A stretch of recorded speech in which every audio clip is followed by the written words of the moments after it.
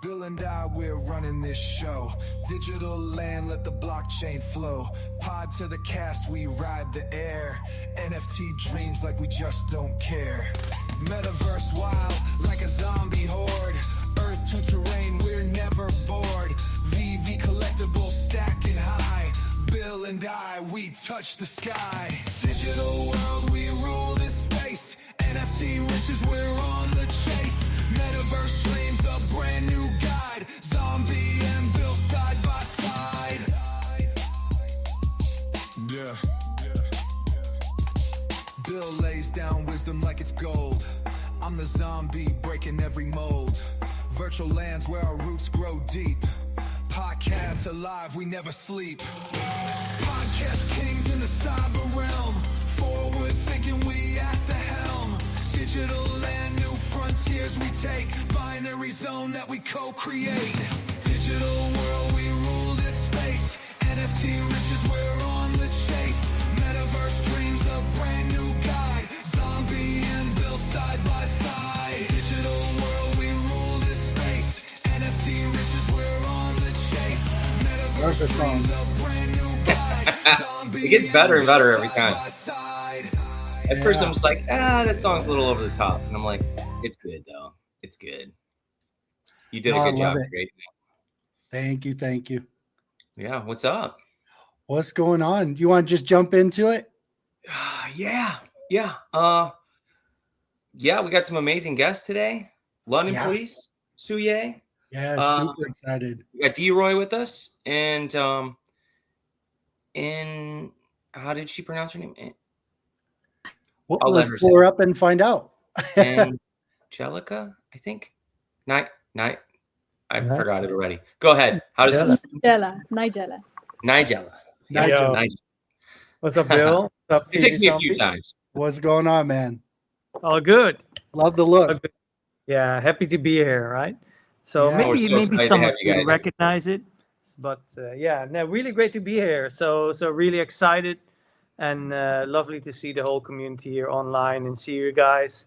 So yeah, cool, man. Thank you so much for the invite. Well, you guys brought joy to us with all your wonderful collaborations and the artworks that you bring to the world. For sure. Different partnerships. It's incredible. I'm learning more and more about graffiti artists. As you can see, I'm still waiting for maybe some kind of collab in the future with Create, maybe. He's one of my favorites. We'll see. I don't know. Cool. Maybe someone will do something with them, but I just love the colors. They're incredible. Yeah, love it. Yeah. Love it. Yeah, so more London Police artwork showing up. That I've been taking your advice. I haven't been showing anybody until they actually show up to my door. Spoilers. PLP. Yeah, there's many right nowadays. We have Mio, so that's what you see here in the background. It's our own. It's our own little thing. Tell me about that one because I don't know anything about that one. Yeah, Mio is a cross collaboration project that we are supporting, and we are building this together with our community. So Mio will wear all types of cloths, jackets from the artists that we are working with. So it will wear a jacket of the London Police. It will wear a jacket of Chris RWK. It will wear a jacket of Modamichi. Etc. A jacket of planets, right? Also a project that we love and support. A jacket of Vincent Mock, where I will talk more about later on. But maybe also a jacket of Phoebe, right? Just for the fun of it. Yeah. So it's going to be a cross collaboration project where this item will be in 3D collectible and a limited run of 333 items, and it goes cross platform. And it goes across, projects and artists. So it's a little thing that we play around with in our spare time. But what we try is to build it together with the community. So if you go to this link, you go to our website, Discord, and there you can ideate on. You can come with us and you said, hey, I want to have this trade. Then we try to build that trade. So if you like a certain artist, if you like a certain thing, or you like football, I just say something, we try to make that trade into the collection. So later on, you can try and trace your own trade. That's what we're doing. So we can get a Bill and Zombies one? 100%, man. We're going to do that. Love it. We're going to Bill and Zombie. We're going to build down for that. So with this, my promise to build that as a token of respect for you guys. Wow, Yeah, that's we love that. amazing. That's excellent.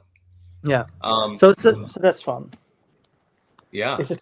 It is fun. Yeah. So has that collectible been released when they go there? Is that available now, or is that something that's up and coming? It's up and coming. The thing is that if you're now in our Discord, you get a badge, a Mio badge. So the character name is Mio. And with the Mio badge, you can opt in to whitelist on a coming mint. I think in the coming, what will it be? In the coming 3 months. Let's say 3 months.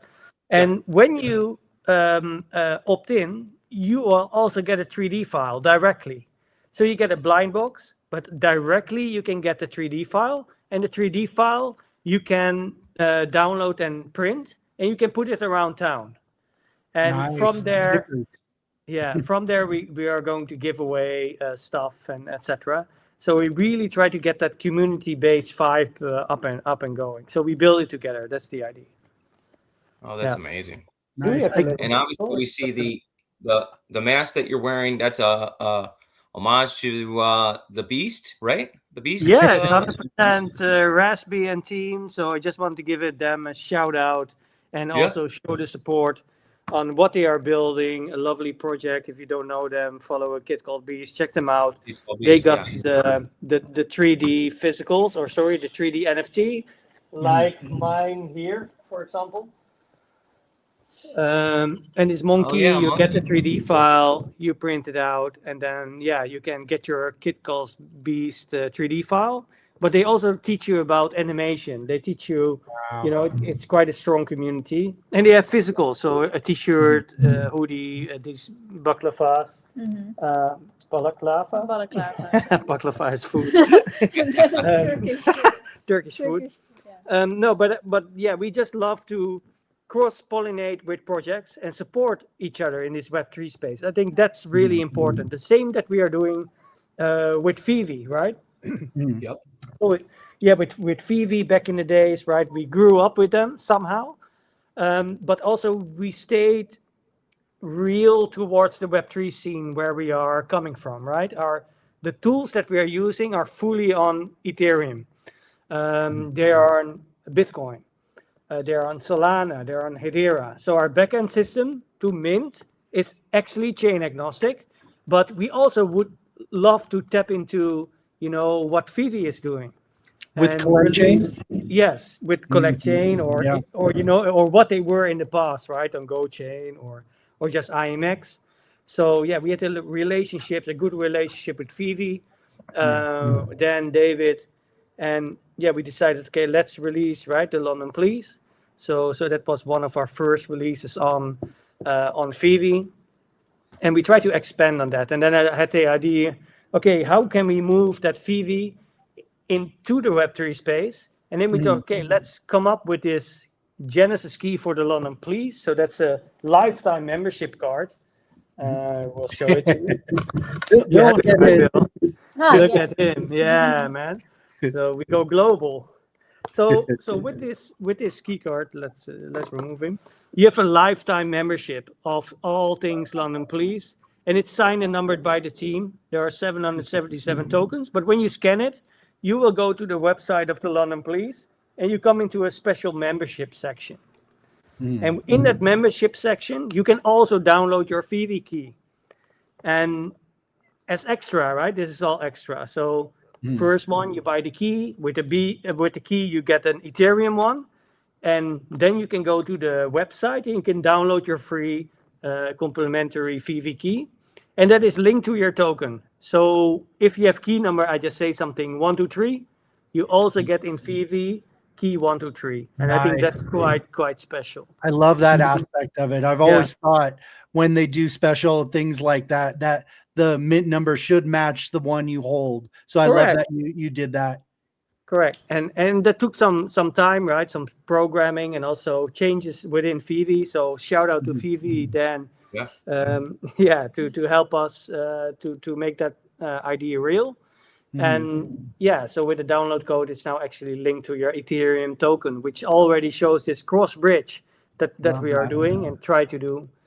And not only that, right? I think behind Bill you will see this special print, and that's Black and white. in black and white, Space Oddity, and that is especially made for it's especially made for the key holders. So everybody's name who opted in inside of the dashboard and in our Discord, their name is embedded into the skyline. So Very cool. yeah, we try to make that because of the technology, right? It's an NFT, but actually we're using the technology to make sure that Bill has that piece, and we can write Bill's name onto an official artwork, and we know for 100% it's Bill and that he supported us. So then we also try to do the extra for our collectors, that they have really something custom made and special, which is, by the way, not for public sale. And then running our own gallery, right, and the shows of the London Police and the meetup, it's so exclusive. So from the 80,000 people, just 40 people, whatever, have this print what is now behind Bill, and then it's even custom made with his name on it. It's just it's not for sale ever. It's just something that I always just will have, and it's just incredible. And shout out to you guys, because the only reason why I'm here, or even that Zombie even knows of you guys, is because we did a charity event a while back with Randy, and you guys were generous enough to auction off one of your key cards in that charity event for I think it was the fire victims of California. Fire victims, and that was very generous of you guys. We just want to say thank you. But it also brought me into this community too, unknowingly. I didn't even know what I was buying, to be honest with you. Oh, wow. I just thought I was buying a London Police NFT on Vivi because I never had one. Cool. And then so when I found out, I'm like, oh, it's a physical card, and it shows up. And then I started looking into the project, and then it's just been an awesome roller coaster ride ever since. So I just want to say thank you guys for your generosity and for helping out others. And it also brought more fandoms to you too. There's a lot of different communities that are involved in our show. Like Earth 2 Metaverse, Vivi, absolutely. Even some Infinity Rising and Eon Rift communities, and obviously the London Police and SUYE, and now we've just had some other communities jump in too. And it's just great that everyone come together and then they get to see what you guys are doing. Nice. All because you just wanted to help somebody. So so beautiful. Nice to hear. And that's we love to give back, right? We done some insane, maybe you can see in my window, we done some insane projects here. Also this is also we done for free. This is a release of the London Police and Laser is like the Banksy in the Netherlands, let's say. I love Banksy. He does poetry on the streets, this guy Laser. And we noticed, the French group in the artist community here noticed that his mom was in a challenge, let's say a court case. And we all decided, you know what would be a great idea is to help his mom to fight through this court case. And we're going to do a special print release with a digital release, and all the funding would go to his mom. So that's incredible. She could just survive it. And I think when something is happening in our community, in our little art community, the first or second question is, can we do something to make it happen? And I think that's something really beautiful on that we are also able to do it, right? So for me and us to be at this position that we have a gallery and that we can do nice projects, we work with nice artists. It's always really loving to give something back, and that's also in our roadmap ahead. So I even noticed that. I even noticed that with the shark project you have. That's what I wanted you just to announced. Why don't you talk about that for a minute? So this comes a larger project now on our path, which was connected through somebody else that says, hey, you guys, you need to talk to SUYE because they can make this dream come true. That was literally the sentence. And Vincent came in and we had a discussion, and he was talking about that he was making 3D sharks based on hooks. So metal hooks where they are actually fishing on sharks with or tuna. And, these animals are just being slaughtered for a little piece of, a shark fin, for example. Yeah, sad. And it's a sad story. And Vincent is really inspired by giving back to nature. And what he started is to use those products which are harming those animals and make them into a beautiful 3D shark in this case, or a white shark, or a whale shark, even up to 6 meters. And yeah, he makes his living out of this art and supporting Sea Shepherd, for example. So he makes sharks, and 80% of the revenue will go to Sea Shepherd. And I think that's just extraordinary how he is giving back. And we heard that, and he was telling his story, and he said, yeah, we really want to support you also with the Web3 community around us. And let's see what we can build. So yeah, we're now designed a shark. It's now being transformed into 3D together with our animation studio. And now you can buy one token. And the token is this one of these hooks. It's named and it's numbered and really cool. etc. Laser engraved. And it will also come with an extra like NFC coin. That's how we call it. So it's an NFC chip, like how we do it with our prints, right? So yeah, with the prints, it's embedded. Yeah, you can scan it and then you can see your digital certificate, let's say. But it will be hanged. Yeah, it will be on here, let's say. Yeah. So it will be nicely packed, and you will have a beautiful piece that you can, show at your home that you are part of this movement. I can show the shark if you want. Do you want? Yeah, the shark. Yeah, people need to see the shark. Little, I don't think they'll understand until they see it. Yeah. Yeah. So our little Mio, my closet with. And guys, just so you know, this is their gallery. So. Yeah, this is our gallery, and here you see planets always with us in 3D on Bitcoin. So planets on Bitcoin, you can collect 2,100 planets, and we're expanding in that universe. Our nice kitchen, we just had food. Some Motomichi, some original works of the London Police, pillows of Chris, some originals of the London Police, the screen prints for the gallery, 3Ds. Yeah, I love those statues. Those are cool. Oh, I got to get me a London Police statue. Yeah, man. In the works. There's more. There it is. Wow. Yeah, like, 2 meters. Now, will you guys be doing like a where the hooks start to be taken off, and then you'll show it like over time as like let's say 20% of the shark is gone? Will you like update the community on that, or? Correct. You will that'll be amazing. Yeah. You see a whole view of what it is, but it's enormous. And these are artworks where Vincent is selling, I don't know, a couple of sharks a year. Yeah. And also the larger ones. It takes forever for him to do, right? Correct. It's a really, really large effort. Yeah. And the gallery itself, right? So this is nice, right? This is your print that you have behind you. And this is then the motion of it. Yeah. So this is our animation studio. So shout out to Plus One, our partners here in Amsterdam. Right. It's And got the whole outer space theme. The whole outer space theme. And also when you look clearly, there are planets here going.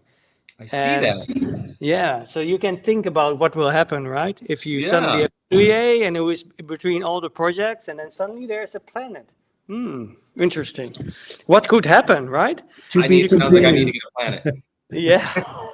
And then you have here a physical one. Oh, and what that's is this? Cool. This is a planet, or this is actually Project Copernicus that we support. And this lives on chain on Bitcoin. It's an ordinal, and it's also a living museum online. So people are sending art towards it. So quite interesting. And it lives on chain inside of that galaxy that I just showed you. It's pretty complex, sorry. Is that connected to the aliens as well? Correct. Yeah. The aliens get their own habitat. So when you have an alien, it lives inside of that world. So we try to connect a lot. And this is, I think, what we love. We try to build those bridges between projects. That's why I'm wearing a kit called Bees, right? Or you see my 3D printables. Again, you see you got a blue one too. That's cool. Yeah, it's or the one with Vivi, right? So Vivi is for always here in our gallery with the Vivi card, right? The silver gold logo. Yeah. You see it here or not? I don't know. Yeah. Can somebody scan that right now and pick it up? Yeah, you can opt in now and grab David Yu's key card number. Yeah. So yeah, it's here prominently. We try to support the people that we love and the projects that are supporting us. We also support them back. So we have we have planets here.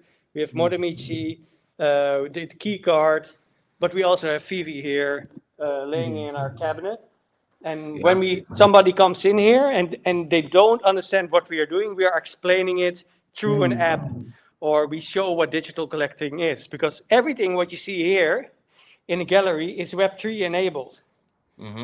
But you don't see it. It's a gallery, but everything has a chip in it. Right. So inside of the painting, so that you'll know that they are authentic. I love that.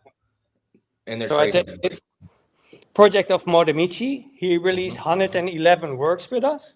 But if you buy it after 11 days, you will know which item you get. And this is real contemporary art, right? So this is handmade. Angela is making them digital. I think she's working on it for more than 5 months. No joke. Wow. And then in the inside, so Modemichi makes them by hand. It's a unique one of one. And then on the back, it's also the chip embedded. And it links to the digital that Jella is making together with Modemichi. Then he approves it, and then we put it on chain. And you buy it, and then after 11 days, you know which one of one you have on Ethereum. That's pretty cool. And we will ship this to your home in a really cool packaging. And then you have a real original artwork. And I do like I like the size of them too. As you can see in my background, it's hard to get a lot of big pictures all in the same wall. Yeah. It's nice to have those smaller ones to kind of fill in certain areas. Correct. It's, we need to, people want, smaller pieces or, or else your wall is full, right? Right. Was that the inspiration for the aliens? Yeah, my alien, right, is a special Modemichi one. Yeah, you see it correct. That's cool. The alien is again a side project of planets, where you can get your alien, which lives on those planets. So, the more we can connect the projects together, the better, and it's more fun for us also. Absolutely. Yeah, I've been, and those are Bitcoin ordinals, right? That those are built on? Correct. Ordinals. So that's like on Magic Eden, you have this marketplace, or you go to ordinal.io. That's where the marketplace of the team is. And there you can buy your alien or you can buy your planet. And planets is for sale also on Magic Eden and then you search on Bitcoin and then you go to planets, which is just a really interesting project, right? Because these are 3D planets, and normally on ordinals, the pictures, they're all like blurry or they're bitmaps, right? They're low quality. But the team done something amazing and getting real 3D, objects visible on ordinals, which is just like crazy. They use the code of gaming. So your computer understands that this needs to be 3D. And they build a whole galaxy out of it. And it's just insane. I think when I noticed this project, I was really like, hey, how did the guys do it? And I started to program myself to better understand. And then I said, you know what? We need to talk to them, and they need to come to our place, and we need to collaborate and build something, build more community out. And that's where the collaboration started together with that project. That's awesome. Yeah. And now we have aliens, right? And the next step will be maybe a world where we have Chris RWK, or we have the London Police, or we try to, your print, we will do something special with it in the near future. So you guys did just have like an RWK day, didn't you? A day or two ago, I think. Was that in the gallery? No, it's coming up. It's coming up. Yeah. Oh, that's coming up. Yeah. Okay. The 17th on a Saturday. Yeah. Right. And it's between 4 p.m. and 9. 9. Yeah. Well, anyway. And that's physically in the gallery, correct? Yeah. Correct. Okay. Yeah. In Amsterdam. Yeah, he comes in, and Chris RWK, street artist for more than 25 years, really, really respected in the scene. And yeah, this guy is just for us, right? It's like the London Police, but then in New York. And yeah, it's such a good match, and he's so collectible. His icon, the robot, is yeah, such a good character. He shares love. There's a lot of, yeah, it feels like a robot, but it has a heart. And Yeah, that's cool. yeah, he's iconic. Everywhere where you will see him, he does murals. That's right up BV's alley, right there, with the whole heart. Correct. Yeah, Correct. It should be a blue heart. Collectors at heart, right? Yeah, collectors at heart. So this guy, it's actually a good shout. Yeah. It's a good Yeah, shout. that's a good one. Yeah. So yeah, who knows? It would be a nice thing. Who knows? We have the connection, so yeah, who knows? With all these projects, do you have a central hub where somebody new coming into the space wanting to learn more can go and explore all your different kind of factions? Yes. We have, of course, our physical place, so that's quite nice. There are not so many Web3 companies or things who have a real physical place. But if you're in Amsterdam, you can come to the Jordaan area, city center Amsterdam. And you can come to our gallery and HQ. Yeah. You go. Yeah, sorry. So every last Sunday of the month. Yeah, otherwise he keeps on talking. So. Yeah. That's okay. every last Sunday of the month we have a meetup. So SUYE Sundays we call it, and it's a place, an informal place where people who are new into the Web3 stuff or already like used to it, they come and meet, and we talk about what we do, our new projects, updates, and it's all about just hanging out and exchanging information. Let's say.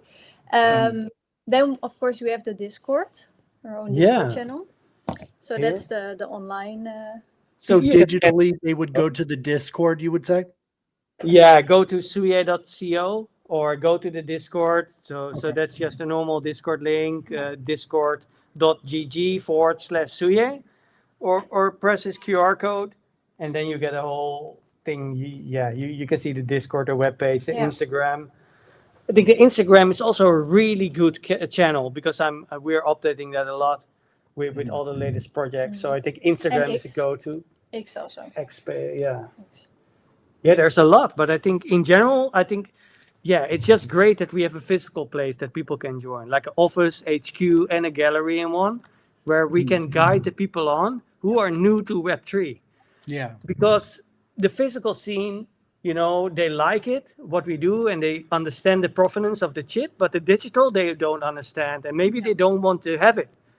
And our digital team, they don't want to have the physical, or they don't want to buy it when there is no digital included.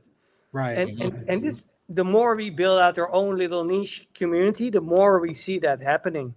And what we try to do as SUYE, it's just to have this place, a go-to place where people can just be themselves, ask the non-stupid questions, but still ask them and get guidance. So we are setting up their wallet of Xverse. We're telling them about, hey, what is Vivi, right? And this is how we onboard. This is what you need to do.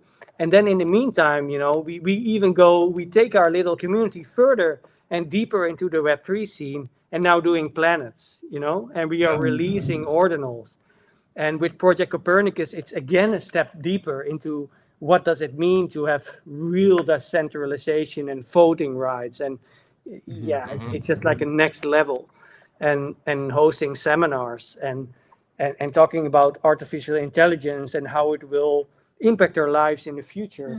It goes really deep. I wanted to say that because of course but everything around Web3 or the digital certification on how it works, right? The core of Web3 is all about being like standing alone. Like you don't need a middleman or middle person a bank or something who would be in between. You are in charge of your own stuff, your own money, your own things you like to collect. So that's the true meaning of Bitcoin in itself, right? Exactly. The original. That itself is already very deep. And the growth of people, they know NFTs from the news, like when it was a hype. But that's not what it's about. It's about the provenance. It's about being like the ownership from that or around. Right. So yeah.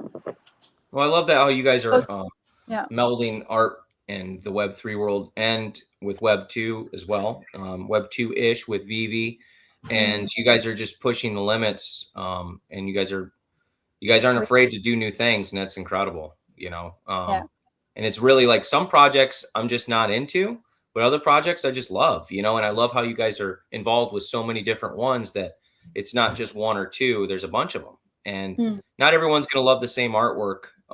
Like I showed my wife some of the pieces that I have, and she's like, yeah, I'm okay with that. Like, it's just all right. What do you mean? I'm like, I love it. It's great. But then like other pieces that she really likes this one. Yeah. And we ended up putting it by the front door because it has a key. Yeah. It's yeah, cute. Yeah. You know, go in and out. Yeah, It's right next to it. And it's nice sized, right? And it's just perfect for that little space. Yeah. And I was like, but you don't like this one though? I love this one. And it's just funny how different people like different things, you know? True. Yeah, and that's also how it goes. I think what we are building here is like, look, not everybody has the money to buy a physical piece of the London Police, right? A painting of 10,000 or, you know, 10 US or 5,000, you know, but then there is a print available, a screen print, which is maybe $400. Yes. And if that is not, you know, not for you available, then there is a glitchy print, which is like not numbered, but it's signed. Yeah. So it's a lower grade. And if that's maybe not available, maybe we have a T-shirt or maybe you have a sticker pack, you know, or maybe a digital. Yeah, that's a beautiful one. That's an insane sticker pack. Also, yeah, love it. If you look into it, it's like a candy pack, right? So in the background, there's ingredients. Yeah. So I haven't opened it yet because I'm in the process. Hopefully this coming year, I'll be opening my own paint store. But I also was thinking about, so I was going to put the little London police all over the store in just different areas. I thought it'd be fun for like kids to go try to find them. But also I was thinking about possibly setting up like a graffiti gallery where I could display artwork and then maybe have graffiti artists from around the world stop in and do classes and different things. So it's just something I'm thinking about, but I figure if I get enough pieces, that'll at least fill up some good areas, and maybe we could open up something near Cleveland. We'll see. Lovely. I love that. I love that. We support that. Yeah, we will send you a bunch of stuff. Yeah. So, you know, and then just having the collaboration with the different artists is just amazing. You know, graffiti is such a unknown thing that it's just people see something on a building somewhere or they see something on canvas, but it's very mysterious. So I thought if I was able to put together a way for people to learn and be able to have a gallery where they could learn how to spray on their own canvas, they could learn the process of everything, and then just get appreciation and love for art as well. Yeah. So I don't know. We'll see what happens. Just something I'm possibly putting together.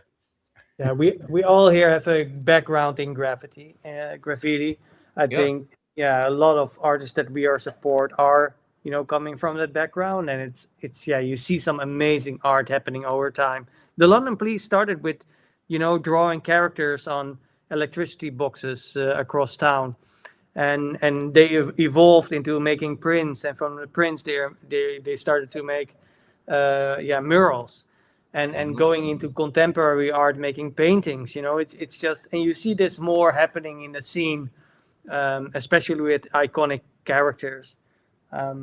Yes, it may sound strange, but I actually I really enjoy the prints. Maybe it's something with picking your own frames, or it's just behind glass. But I know with canvas, you know, you're not supposed to enclose canvas.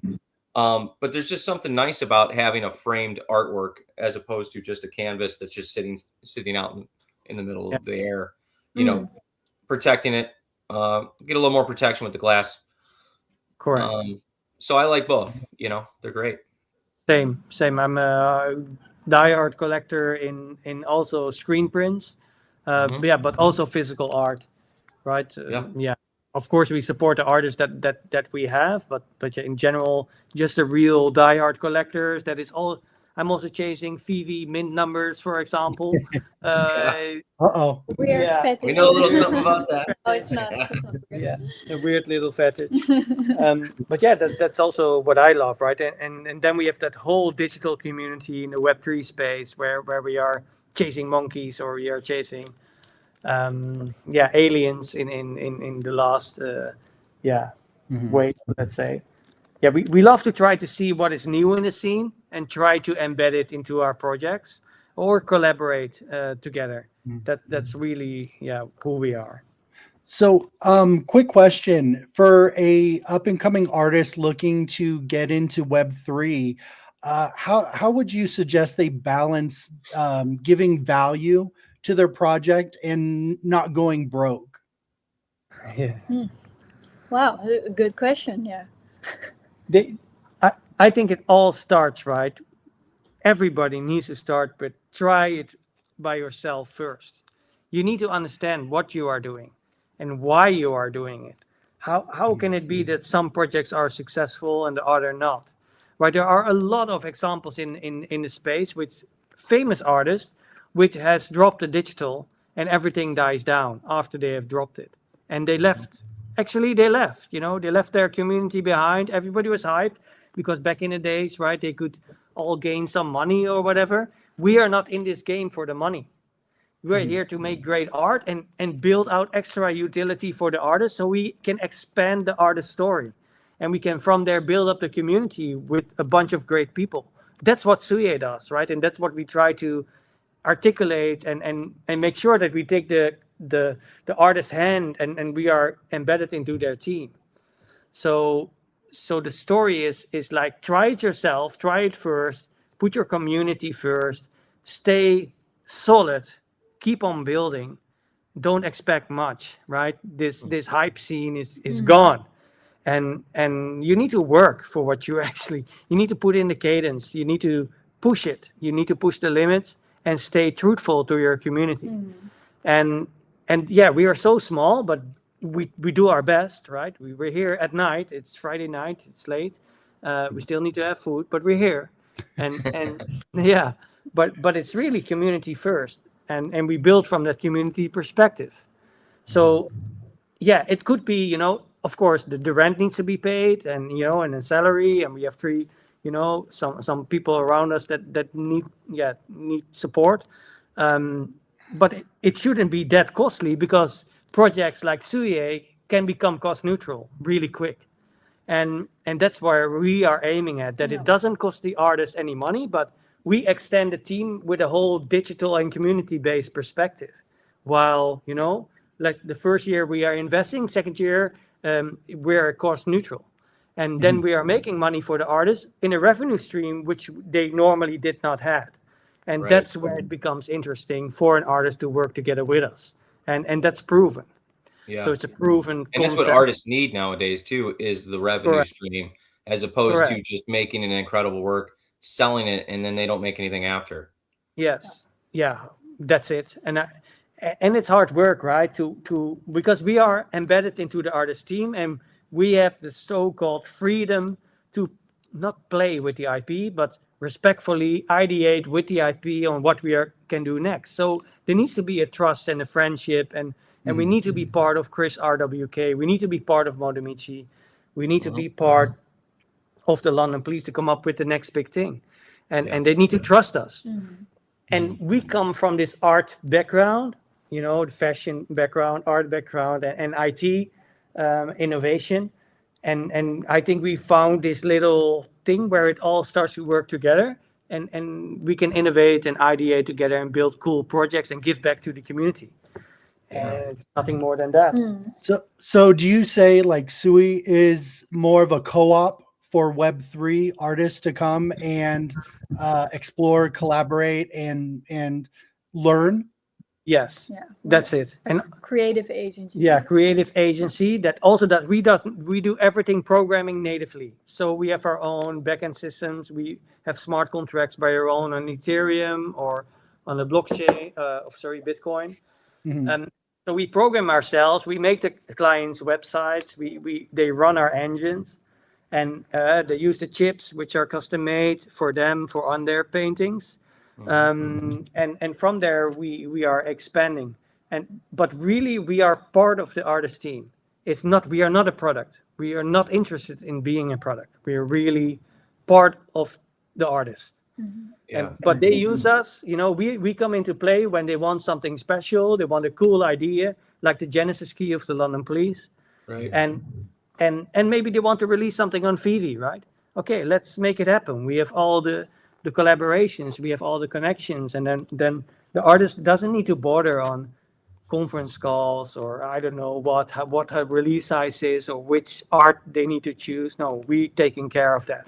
The artist makes the art and we take care of the rest. That's our motto, let's say. Yeah, that's amazing. So the shark is the shark hook is the newest thing that'll be up and coming, and people will be able to start purchasing those soon. Correct. Already in pre-sale, because we put up a test website of vincentmock.art in this case, where people can already, or go to SUYE.co and you can buy a hook and support a good cause by it. And right now we are waiting for the physicals. The physicals comes again in a nice book, in a nice packaging. You get your NFC chip, and soon enough with that you can go to the website and actually see how the shark is evolving, but you can also see your own name certificate on it. And from there you are sponsoring a really big thing, and that is this 6 meter large white shark, which will travel across the globe to Token 2049 in Singapore and 2049 in Dubai.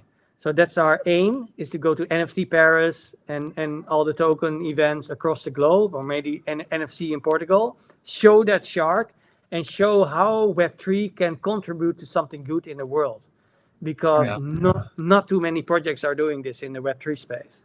How many hooks are there for the shark that you're deconstructing?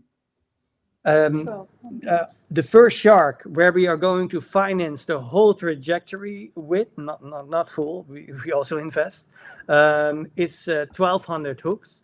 Okay. They're €200, $215. With that funds, Vincent is able to again make a shark, but then it's 3 times the size. And he will build that over the coming year. And we will use all of that funding to travel with this 6 meter shark across the globe. So transport, logistics, put it on the event, and have a booth. And from that large shark, there are 5,000 hooks actually. And that 5,000 hooks, 80% of the revenue will go directly to a party like Sea Shepherd. And now I say because we didn't really 100% agreed upon that, which good cause it will be, but it will be environmental. It will be something like Sea Shepherd, and from my perspective it should, but still needs to be discussion happening on that detail. Because it seems like that's where his heart's at, is in that field, right, with the sharks. Can you repeat again, sir? And I said that seems like that's where the artist's heart's at, is saving sharks. It would make sense that would be where it should be. Sea life, and we do a project with Vincent with plankton. So that's a 3D plankton. He just came back from Switzerland. That was interesting. I heard a recent talk about that. I think it was with you in a recent episode. Why don't you tell us about that with the different 3D models of the plankton? Yeah, kan je die plankton eens pakken? I will ask if Chilla can. Yeah, so Vincent, he done something really special. He has a collaboration. It's the same artist as the sharks, correct? Yes, the same Vincent Mock, and he he went to the university in Switzerland.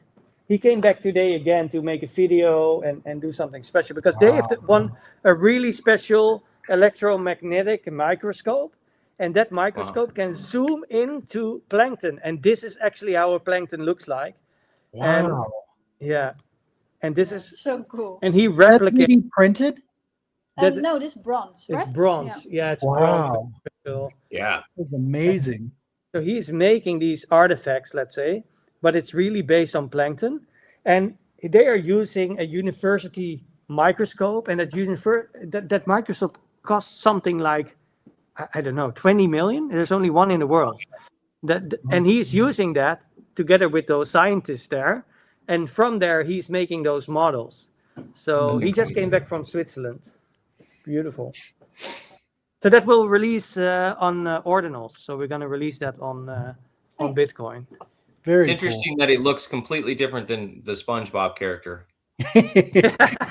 Yeah. Yeah, where's the big eye? Yeah, need the one big eye, right? Yeah, there are so many things that we are doing. It's quite funny when you need to name it. It's just It's insane. yeah, right. You can't stop. Yeah, you can it talk goes on and all on. day on what we're doing. Yeah. It's Yeah. insane. Yeah. So And go ahead. Yep. No, go ahead. No, yeah, I wanted to go on. So another thing we are doing is, so because my background in fashion, I said, hey, to the London Police, have you ever did like a collection, and the London Police collection? The answer was no. They did like merchandise and sometimes dropping something, but not a real collection yet. So I said, okay, let me do that. It has been a pre-order a project which launched in June. So it's already a long time ago. And the process is still going on because it takes so much effort and time to do it. But this is some of a piece. So the collection has 4 different items. So a hoodie, t-shirt, cap, and a tote bag. And they're all like good quality, like no merchant stuff, let's say. So it's really heavy. It is handmade. That's just a story. Okay, sorry. No. It is handmade. It is designed. It's really embroidered. You know, you have a large lead on the back, and it's here to stay. So it's durable. We wanted it for you that you can, like, you know, put it on your whole life, let's say, or keep it as a collectible. What are you doing? It's Motomichi eyes. That's how we got famous. Nice. Yeah, so with that, with every item, you will get, of course, a physical piece, a digital piece, a piece that you could, like the 3D model, let's say, which you can play around with. You'll get a special thing with it. I'm not going to tell what yet, but it is like a whole package you get, right? Okay. So that is also going on, and it's getting close. That it's really going to be in the store. Yeah, in the store. And those are still available to be ordered, correct? Yes, that's right. So every piece is only limited to 50 pieces, limited edition. So once this is done, it stops, and then a next collection comes with another design, another color, whatever. Yeah. Right. Yeah. Is that on the London Police website? Yes, also on the London Police website. So when you go to it, you will see it directly on the homepage, and it will direct you to the SUYE store, actually, because it goes through us. So you could also just go directly to suye.co/store, and you will see it somewhere there. Yeah. There you go. So think about it, right? You're walking inside of your own collectible.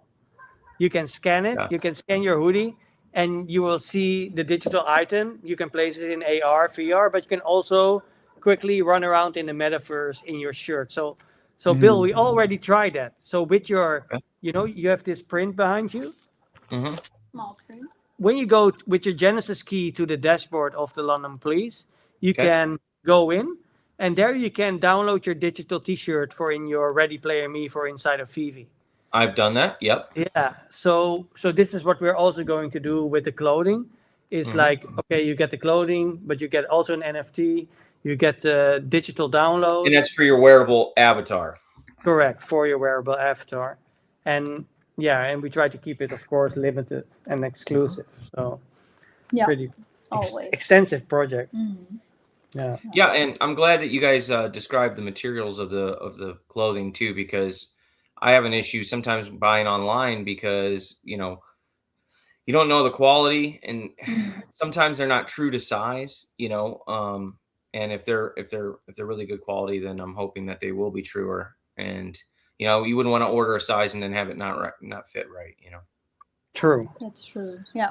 Can I just join the chat here to chat with people? Is that possible? Yeah. Oh, yeah. Oh, absolutely. Yeah. Okay. They're talking about, wouldn't it be great if VV had their own physical store like Yeah, I Disney? saw it. Yeah, let's pull it up. Spectrum. It's Spectrum. He's great. Very big website developer. He has like hundreds of them, it seems like. And he owns very big in the Japan. Ur2 community. And VV. He's big in VV too. Okay. And Let me post it obviously, here. we are our own Nautilus E2 user for protecting sea life from the profit of Earth 2. You liked your microscopy art. Your art is pretty cool, pretty fun. Yeah. Yeah. Timu Sasal. Let me go back to some of the other ones. Yeah, we had a lot of names in here that I didn't even recognize that popped in right when we started. Oh, really? You guys got The other got some community fan is. all over. Yeah. I don't think. Yeah, it's going to be an interacted with- exciting year. Also this year, right? We have NFT Paris coming up. NFC Portugal Yeah, that's again. in February, correct? Yeah, February. Token 2049, but just to look, just to get our, just to promote the shark a little bit, but not with a boot or something. That's going to happen next year because the shark needs some time to be built. Designer Con, we have upcoming. Is it in the UK this time? No, Or the one the one in Las Vegas. Oh, yeah. This Yeah, year, I wanted to go to that, but I got really sick for like Yeah. a couple weeks, and so I wasn't able to make it. Unfortunately, I wanted to meet the London police team, and I guess you guys weren't able to make it to the Vegas this past time too. No, this time we need to run the gallery, so that's Yeah. it with a small team. Somebody needs to do something, so we decided to stay here in Amsterdam, and but we stayed true to our collectors, right? So if you had a London Police key, you could actually just go with your key to the booth, and we would give you a free art piece. Oh, wow. Yeah, I didn't know that. So, That's awesome. yeah. So a lot of people were happy that had the Genesis key, and then could even get free art, physical art from us. Wow. So, Yeah. so that was fun to see. And I saw at the booths, were a lot of those limited, or do they what do they bring to those booths when they're there? Prints. They had prints, right? Yeah, they had prints, and what they do when they meet key holders, they will do something extra on the print. So they will. Oh, do really? and Custom sketch would be amazing. yeah. Yeah. It's fun. We'll But see. they're so into it. They're really That's into it. I'm going it. to book my flight to Paris. Well, is Vivi going to Paris? Didn't I see something about that? David said recently? he was going to be there. Yeah. So maybe you guys Who meet up. knows? Oh, Who knows? 100%. If Vivi is there, we hook up. Paris is like our home David ground. confirmed it, I think, last night on a Yeah. show. Oh, nice. Yeah, I think now, especially with Collect Chain, it's even more important to be in the Web3 scene. So we're really happy to see that happening because we were there, right? We come from this Web3 scene and we Right. work together with Vivi, and now it's great to see that they're moving more into that environment where what we called home. Yeah. What do you think about Collect Chain? Can you give some thoughts about the kind of the innovations that they're saying they're working on and hopefully going to be delivering? Yeah, great. In general, great. I know it. If Profit didn't start it, I would start it. So it was on my whiteboard back in the days. I think 4 years ago in the COVID time. It's written in our other office whiteboard. Let's make a bridge connector between Ethereum and IMX or whatever is needed to be used. So we in that days we were talking about a bridge. Yeah. What they are now doing, right? The company strategy of the team is to build a blockchain which supports artists or IP to make sure that things are at first legit. There will be a resell. And they are curating whoever comes on chain. So from Vivi perspective, it's great to really enter the Web3 space. Yeah. And from artist, perspective, it's great that there is a chain which 100% solves the administration. And also, you know, is there a resale, yes or no, and that those rules are being set up. And Yeah, because there's a lot of projects that, you know, they don't get the aftermarket fees on OpenSea or other platforms. They can't guarantee them, and so Correct. those artists they don't have that continual revenue coming in, and it's hurting them.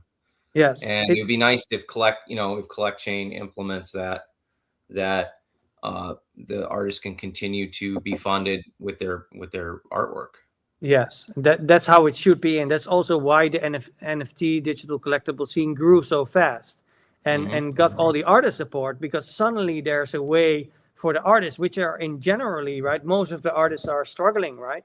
They need to paint like crazy, and they need to get their exposure, and to monetize that, all of that work of that print, which is maybe $200, there's 25 years behind that work, right, that you are buying of that IP, growing the IP, and now to get that money back by a resale, that would be like that's amazing if we can make that happen. It is possible, right, on Vivi right now. It's possible right now when you have Ethereum 721C, I think, but it's really now up to the marketplaces or the seller to say, hey, I want to incentivize this resale. They need to opt in to be able, so the artist can get that little bit of money. And I hope CollectChain will make that different for the artist, and by this also can gain artists that are supporting their chain, right? Because there are so many options in the world, but this could be a way forward if they really are consistent and living up to that promise. So there's a great opportunity for them. Yeah, absolutely. Spectrum said that he will buy anything. Let's pull that back up. Anything Japanese or about Shintoism. Cool. LOL. Well, Motamichi is a Japanese artist, correct? This is real That's Japanese. Spectrum. That's all Yeah. you. Yeah. Motamichi is a great one. And he's in Japan, correct? Or is he over near you guys now? No, he's now over near you guys. He now lives in New York. Oh, does he? Okay. Yeah. So it's just lovely, right? This story of Motamichi. I met Motamichi when he was traveling across Europe, and somebody from the team said, hey, Motamichi is in town, and I was following him. And then it was like, wow, I need to meet Motamichi. So actually I met him, and I went, I called him and said, you are here, we need to meet, right? Because London police and whatever. Yeah. Let's have lunch. And by coincidence, one of the guys could not make that meeting. And then I was there with Motamichi. And who has this book? Yeah, I can show you, I think. I have a book with his art. Yeah, let's see it. When we met, here we go. I took my black book. So usually this black book, you see again. Oh, wow. There's those eyes. Yeah, they're here. And he is sticking them around town. He's projecting them on buildings. That's how he got famous. Really? Oh, that's interesting. Everywhere he's projection mapping all of his art. Nice. And I took him across town to do in Amsterdam, do projection mappings. So we got some massive buildings here. And then he starts drawing in my black book. So then you thought, oh, that's sick. So there's those eyes. Okay. Yeah, I see there's those eyes again. Yep. And he does that on buildings, on whatever. He was on even on Times Square, right? So all of the advertisement there was full of Motamichi. This guy is with projection mappings and real contemporary art, right? He's so iconic with only using these colors. And such a kind guy. I hope I didn't step on any toes making your character 3D in our thumbnail. Oh no!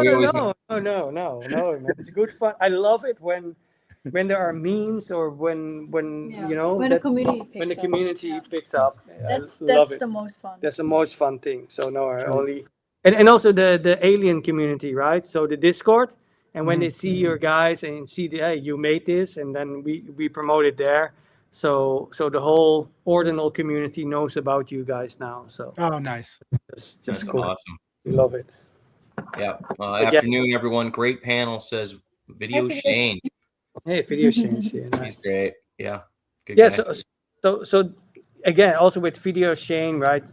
People that come into our community, they learn more about new artists, but they also learn about new technology, and we will guide them on. They follow us and have a good guidance and can feel trusted that when we are involved into a project, it is legit, right? We only try to do premium stuff, and we can nearly guarantee that it's all rock solid. So that's I think what we now see is that those people are now trying to, oh yeah, I want to buy a planet, right? And now, oh yeah, aliens are here. That's cool. Let's give it a try.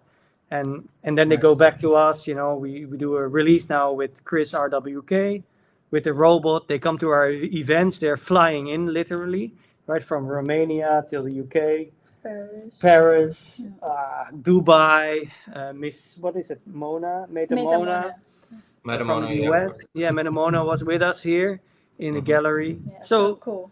yeah, it's just amazing to see how we get that little group support, but means so much to us. So I love that. Nice. Yeah. Yeah. So yeah, we love to build those bridges, and yeah, we're gonna do more with that. Whatever it is, you can bet that if we see something from our artist or IP, that we try to build it into the world of planets, or we will try to get it into Vivi, or we will release something custom made by our own, or is it clothing? Is it a special release, or maybe for the London Police? The murals are now collectible. So slowly across the globe, we are making the murals collectible. Yeah. So yeah, we try to expand and collaborate. I think that's the Web3 spirit, and give for sure. everybody their own token and their own card into the project, and also the card into SUYE, and try to educate the community in a really nice and comfortable way. With your guys' tone, it's definitely a give more than you take angle with it all, and I think it comes forth with your guys' collaborations and almost like a family, right? Yeah. Where you take projects and help whenever you can, and really add, like, God, crazy value. I can't believe you guys can do so much in a project. It's really inspiring. Yeah, we just try to do our best, and sometimes it's challenging, right? That's also the honest story. Sometimes because we're so small, it is challenging to do a whole clothing collection custom made, with traveling to the manufacturer, having the discussions, and try to, and then keep the premium quality that we want. It just takes time. Yeah. But then it's also really lovely to see that the community are respecting that time frame And really understand. and really understand it. Yeah. So that's also shows the power, not the power, just the love that we Yeah. now have. And Like it's like we're all in this together or something. Yes. Like 100%. yeah, right. It's Yeah. really a family. We're so in it together, and we try to build cool stuff and make collaborations, and that's so powerful. And people notice this, right? And also the artists of the London Police, that we had a booth in Vegas, and that people are running up to them, hey, I got a key card, and then Bob and Chaz say, okay, let get a pen out and we draw something for you. We do something special. We have our in-person meetups. Yeah. It starts. It's on my bucket list to come out there one of these days. Yes. Just Lovely. waiting for the crypto markets, I guess. And I can do whatever I want. That's the idea. Yeah. I have a background a little bit in graffiti and art, like things like that. So when I'm old enough where we had a lot of art that was obviously done on different mediums. And then when digital came in, it was is that really art kind of feeling initially, right? And I think it's transitioned and really accepted as a tool to create and enhance. So how do you see what AI coming in and being used as a tool and not as a threat? Good question. I think because it doesn't win like what AI can do, right? It's really quick. It just makes art up. But what these artists has built over the years is not like it just that didn't happen like that in a short period of time. Yeah. So the feeling of respect, right? Which because we all understand that it takes time and energy to build something like that. That is why we are not afraid of AI taking it over, and we use it. If you would say we use it, we use it as a tool sometimes, right? To have maybe inspiration for how to write our newsletter or something, something like that. So we more accompany it. We take it. Embrace it. Embrace but, it. Yeah. But it's we are not using it. So everything what we do, right? And just like I said, Monomichi, right, comes in by hand. Comes in on paper. We are digitalizing it by hand, line by line. Yeah. There is no AI. The London Police animation, which I can show you, or I've shown you, that's all by hand. Yeah. So the team, by default, we don't use AI. That's one thing. And the other thing, I think that in the future, right, we check if something is human made. We put our blockchain certificate on it. But also, how to say it, human made will be the king in the future. Yes, because especially especially now this AI blob stuff all comes up, and it's so easy. The more respect will go where it's really human made, and you can prove that it's human made. So also for the Monomichis that she's making, it's all filmed. We have it on video that she's making it, so there's no excuse, there's no doubt. It's line by line. The same with the London Police. You can see how Bob and Chaz are making their paintings by pen, right? Even a large mural is done by hand. So the team will not touch AI. So sorry. So do you feel like artists like Beeple are looked in a different light because they do use AI and are so successful? No, I just think everyone has their own thing, right? If that works for him or her, that's fine.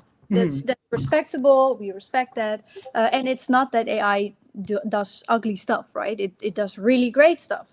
So no, I don't think we don't think that way.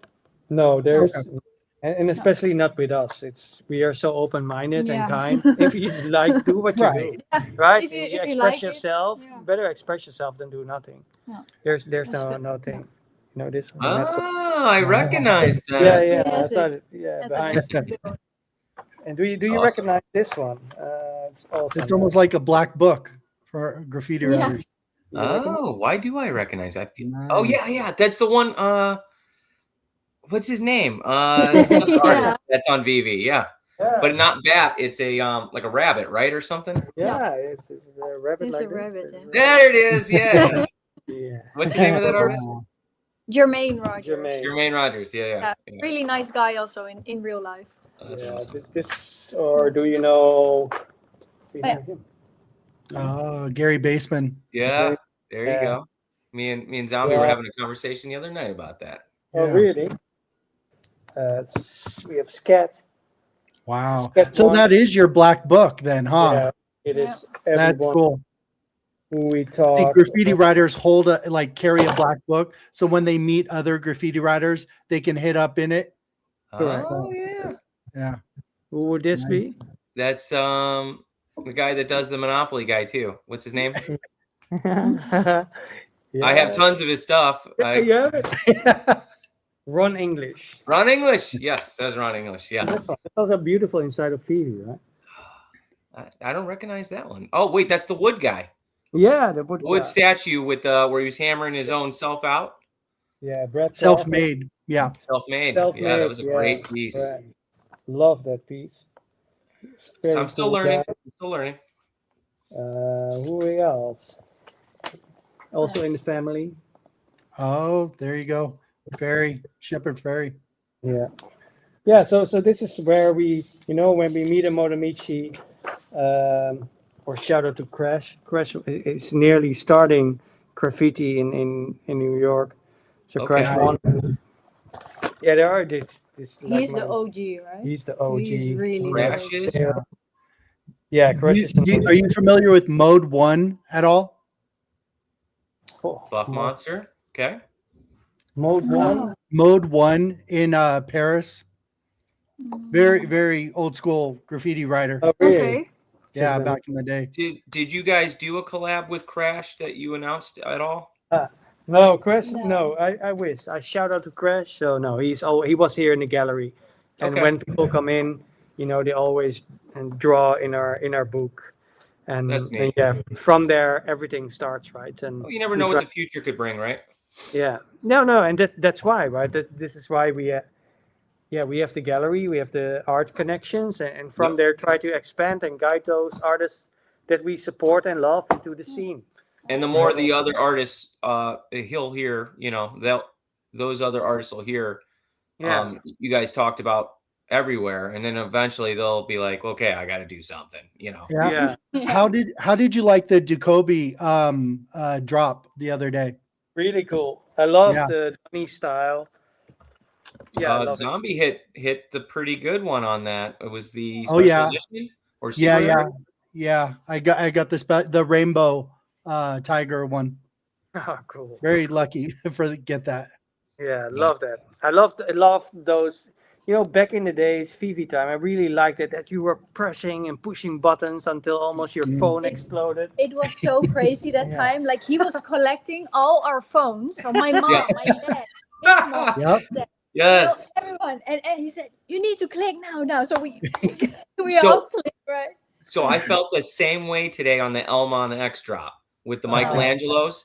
It had Yeah. the countdown timer, and then I go to push the button, and it says, "Oh, Hold you on. got to enter your MetaMask," and I'm like, "No, no!" And No. luckily, it didn't sell out because Oh. I would have missed it. Happy I for was you. I had to go back and copy and paste the MetaMask wallet, and then I was able to buy it. And I'm like, I can't not have these pieces. And to be honest with you, I like what the type of artwork you guys are doing more than I like the Renaissance art. But I just know the importance of the Renaissance art, Yeah. so that I could use of that for later for selling or whatever. So it's not that I got to stare at a statue of Michelangelo's whatever. It's I would rather have a artwork of some of the stuff that you guys are doing. It's just it's more special to me. I don't know. Thank you. It's more alive. They're really in this. They didn't have much. More clothes. alive, yeah. It's more alive. And D-Roy. you support the artists now, right? The art scene has a difficult time. Let's be honest. It's challenging since COVID, and we've seen a lot of losses, of course, also in LA, right, with the fire. But I think just the momentum in art and independent artists, it's not the best time in the world. And I think to support a team and contributing right now to that team, and now we have a way that's so appreciated, and it really helps, man. And not on, even if it's small, right? It helps the motivational power of creating, right? Even a small gesture, because the sentiment is down, and they need to have inspiration. And I think that, selling something out or selling a couple of things is really motivating to push things forward. Yeah. Right, we had the same with Absolutely. Vincent, right? We were not sure or whatever, but we see that people are already pre-ordering hooks, and it just tells the message: yes, we need to continue in Web3. This is something that we need to do. The story must Yeah, go on. the story must go on, and this shows that Web3 is one enabler to get a new revenue stream in for the artist, and then we're so glad to help that and see everybody happy. Let's say, yeah. Yeah, It you're helps. pushing the limits. Yeah, for sure. Yeah, I think we should do a giveaway. yeah, What do we you should think, Robbie? always. Is it time to do a giveaway? Always. Yeah. We always do Um, a giveaway. So We for always. those that are here, I think we're going to do a number that we're going to have. Zombie's going to write down the number 1 Okay. through. What should we do, Zombie? Hey, don't look. 1 Hold through on. 30. Let me look over in your. Oh, just kidding. 1 through 30. We'll give people time to put it in the chat. And then we're gonna give the chat, because there's so many different communities. We're gonna give them an option of an artwork print, courtesy of Park West Gallery, which we have several to choose from, or for the Ur2 community, we'll give them a plot of land, and Nice. or we'll do a pop collectible if they're interested. Nice. Yeah, and we also want to give away our very first mural collectible of the London Whoa. Police. Wow. So when you're now in Amsterdam, you can actually walk up to the mural and collect one of the pieces. And it's the very first. So we will give away one of the very first digital murals of the London Police collectible on Ethereum. So add another number. Yeah, we'll do it. Why don't you guys write down a number too Yeah. on a piece of paper? And we'll do. Write down a number. Oh yeah. Okay. 1 through 30. Yeah. We remember it. I don't have a pen. That's all right. We'll just give people a few minutes to put it in there. You guys type it in the chat if you're interested in the giveaway. If not, then you're gonna miss out.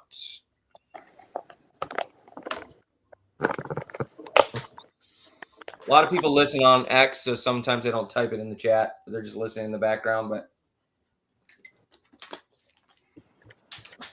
Yeah, my referral. Video Shane says maybe a planet as a gift. What? Oh, Yeah, snap. right. You're reaching now. Yeah. We can give away an alien. I'm okay for that. What? Oh, We give a bit alien on Bitcoin. We give that away. Okay, the numbers are rolling through. We need to write down 2 numbers. Never hurts to ask. And you can keep putting in numbers, guys. It's not Yeah. limited. Yeah, it's not limited on just whatever we reach first. We'll do zombies first. We probably didn't pick the same number, so You did, that'd be crazy. yeah. So it's 1 through 30. Oh, I like counting. Shane's strategy there. Shane's like he's going through all the alphabet. He's gonna hit it. go through the whole numbers. Pacey in Zombie, the and you house. just announce when you see it pop up. I'm waiting. I Okay. don't think I've seen it yet.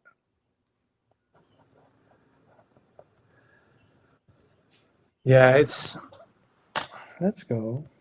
Let's go. They're dancing around it. I'm telling you. Yeah.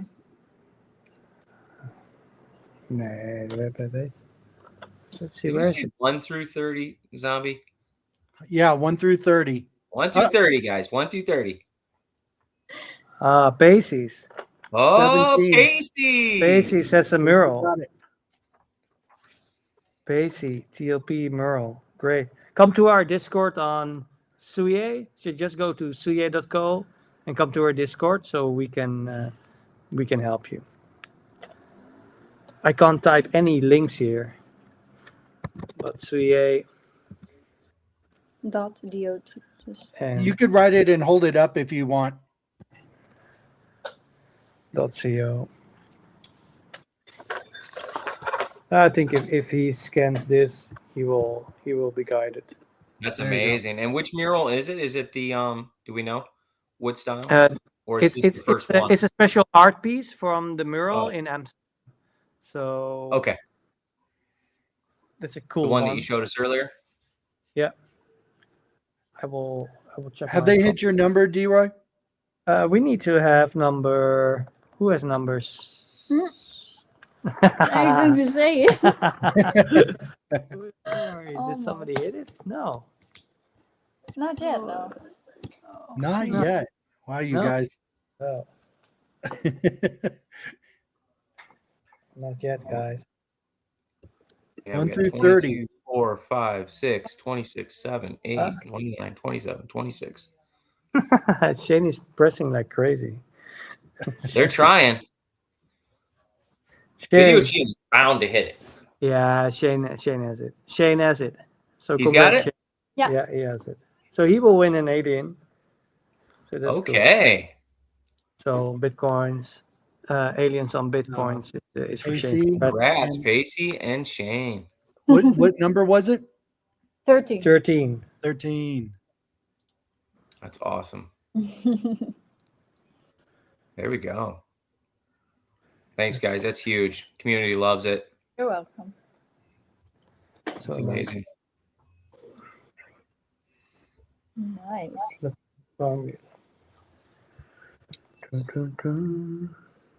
And he says, thanks, SUYE. Oh, yeah. Thank you guys for listening in on the show. It's really about the community. Cool. So we just appreciate Yeah, it. so we also invite everybody to come the 17th of Amsterdam. January to Amsterdam. We have Chris RWK in. We're going to release a premium screen print, which means the same that you have behind you, the highest quality print. And it's going to be in a probably in a special way of screen printing. And we're going to add a digital collectible to it together with the certificate. And it's going to be, it's an FA, right? It's the very first time that he is actually doing it. So we're really looking forward to, he's going to do a live art show here on the 17th of January. Mhm. And yeah, he's so iconic. So you will see a lot more of him over the coming year, of maybe also collaboration things. So this really, everybody come to Amsterdam, book your ticket, book your flight, and you won't regret it. So feel welcome on the 17th. Yeah, that's Very awesome. cool. Pacey. Pacey, yeah. Did Pacey win what The mural. one of the bills? Yeah, Pacey won the mural, so he's just wondering what he has to do to claim it. Yeah, come to our Discord channel. You could also go to our website, and then you will see the symbol of Discord. So you can click on there. Yep. And go into whatever channel, channel. general or whatever. Yeah.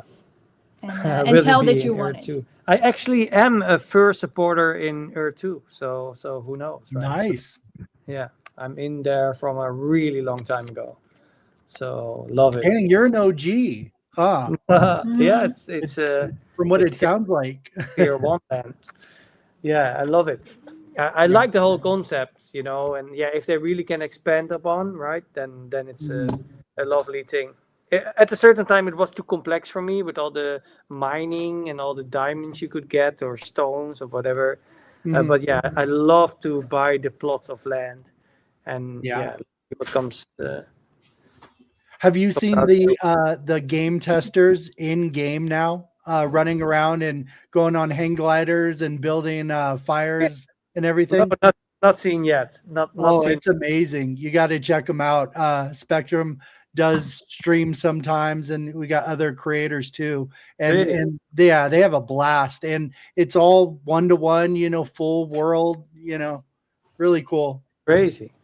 And have you seen the game of Raspberry from a kid called Beast? Have you No, I seen have what not. they're building? Oh, the concept art is like next level. They're really building a game for Xbox and Mac and PC, handheld, I think. And yeah, when you look at the 3D designs, what the team is making, it's So crazy. it's pretty crazy. Insane, yeah. And then to think Really? that you can run around in your own NFT, right? That's It's like open world, basically, or it's a shooter. It's like it's just a shooter game. wow. With your beast running around and yeah, but the design, man. Again, if you check them out, the kid called Beast, or check out the Twitter, then it's why this is a gem AAA project, really. Respect to the Pudgy Penguins and whatever everybody is building. I don't even look at many projects, but AKCB is setting the example on what you actually could get with getting a digital collectible. There, you could claim the clothing, you could get a bit beast for free, you can get your 3D files. Yeah, they're an example in the space, so shout out to Is them. that Pacey's? Yeah, is it Pacey's? Yeah, he's that's in. Pacey. Cool. Yeah, and the NFTs are still relatively inexpensive, I think, Yeah. for the project. You know, you could they're still affordable. Yeah, $250 right now. Mhm. But really the lessons you are getting in from Blender, right? The team is doing the value that will come up. Yeah, it's pretty good. It's really Nice. to look into. Let me grab that other one.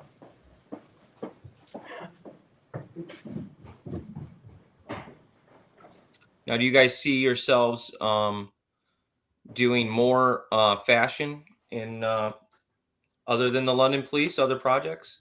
Yes. Well, let's say this is really the first time we do it for. Yeah, we do it. So it's also like to see, how it will go.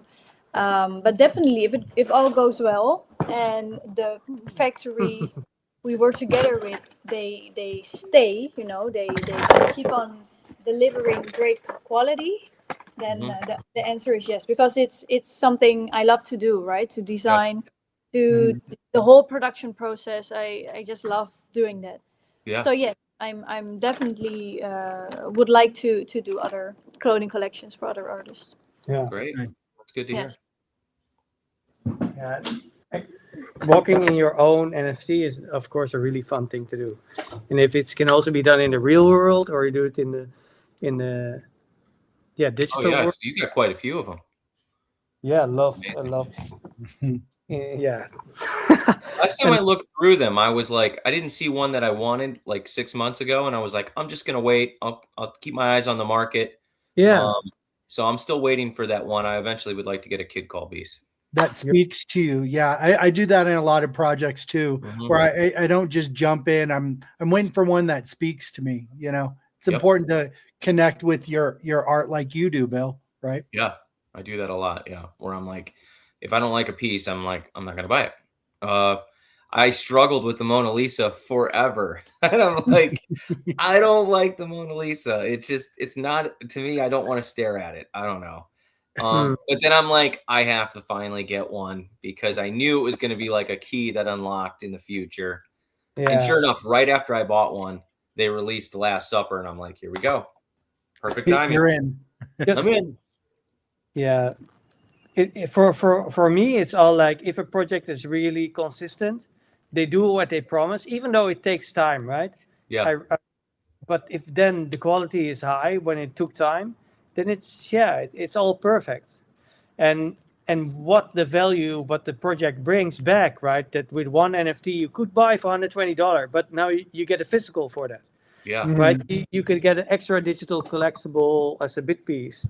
You could get your T-shirt for nearly free, and it's pretty insane, right? We had a meetup in Paris with the community together, and you can get your 3D files and then the 3D animations. That's something. And we want to see it gamified too. David Yu was really pumping the whole gamification coming in 2026. We'll see where it goes, but it'd be great to see some gamification with the art world. Correct. Maybe we could run around in a video game with the London Police gear on or something. I don't know. Yeah, I think a great example is what Cos did in Fortnite, right? Fortnite, So he in Fortnite is like, okay, we need to, with the London Police, to be able to run around, or to have a special character in that, and That would be so funny. that would be cool, right? Or the same with amazing. For one of those robot characters or that guy, that'd be amazing, right? Yeah, just to run that'd be around. amazing. So if the guys are listening into this, yes, the London Police and Chris RWK are game, and those are the projects that we would love to handle and push forward. And the London Police could have, and RWK too. You could make the robots gigantic if you wanted to, too. Just like in Ready Player One when he came in with the was it that Disney giant monster? Iron Giant. Yeah. So that's right up the alley, right? Yeah, 100%. We would do it tomorrow. And I would think that we at some point we'll probably see Fortnite. I know a long time ago, Alcon talked about possibly having a license with Fortnite. And if we don't see Fortnite, we're going to see some other big game, I think. So we'll see. we'll see what the future holds. Yeah, The space is so new, right? Yeah. Right. Everybody's still growing and learning and seeing where the attention is, and whether it's, you know, something that people want. And I think it is. It's just they have to learn about it. yes, and I think, yeah, and here Spectrum is stating, yes, we can start making small web games, but that's actually what is happening, right? It's so actual what he's saying. So this is happening in the background, and AKCB, you know, with a larger budget, right? They are really building their 3D shooter game, so they are not depending on a Fortnite or whatever. They start to develop by themselves, and it's great to see that creativity happening, and that such a small team can really deliver. I love that how lean, you know, some groups are, but they keep on pushing. They're pushing themselves. They start to learn new experiences, new things, and deliver on it. And that's the projects that I love to support. Not so much the really large corporate stuff. No, there are some indie things, but they are so good, and that's where my heart lays, I think. Like Spectrum comes from the community of Earth 2, which is a planet-sized metaverse where the founder is small, you know, and he believed in a dream of creating that Ready Player One planet, right? Yeah. And they're releasing their NFTs and the digital land ownership, and it's taken a while. It's taken like 4 or 5 years to build that out. But you're just now seeing the avatars where they can run around in the world, and they're all starting to do meetups and things. It's really cool what's happening. And Spectrum owns like almost all of Japan inside. He's like a little emperor. So cool. Yeah, we have some lots here in Amsterdam. Yeah. So we bought some and on our favorite holiday destinations, we have some land plots in Earth 2. Oh, you guys have some too? Yeah, of course. Yeah. Oh, yeah, he's an OG. Really, that's amazing. I didn't know that. Yeah. Was following the project from the early days, just because of the Web3 interest, right? Yeah. And it was not Web3, by the way. I still don't know if it's really Web3 right now. Right. Yeah. But back in they're working on it. I would say Web 2-ish. Yeah. 2-ish. Yeah.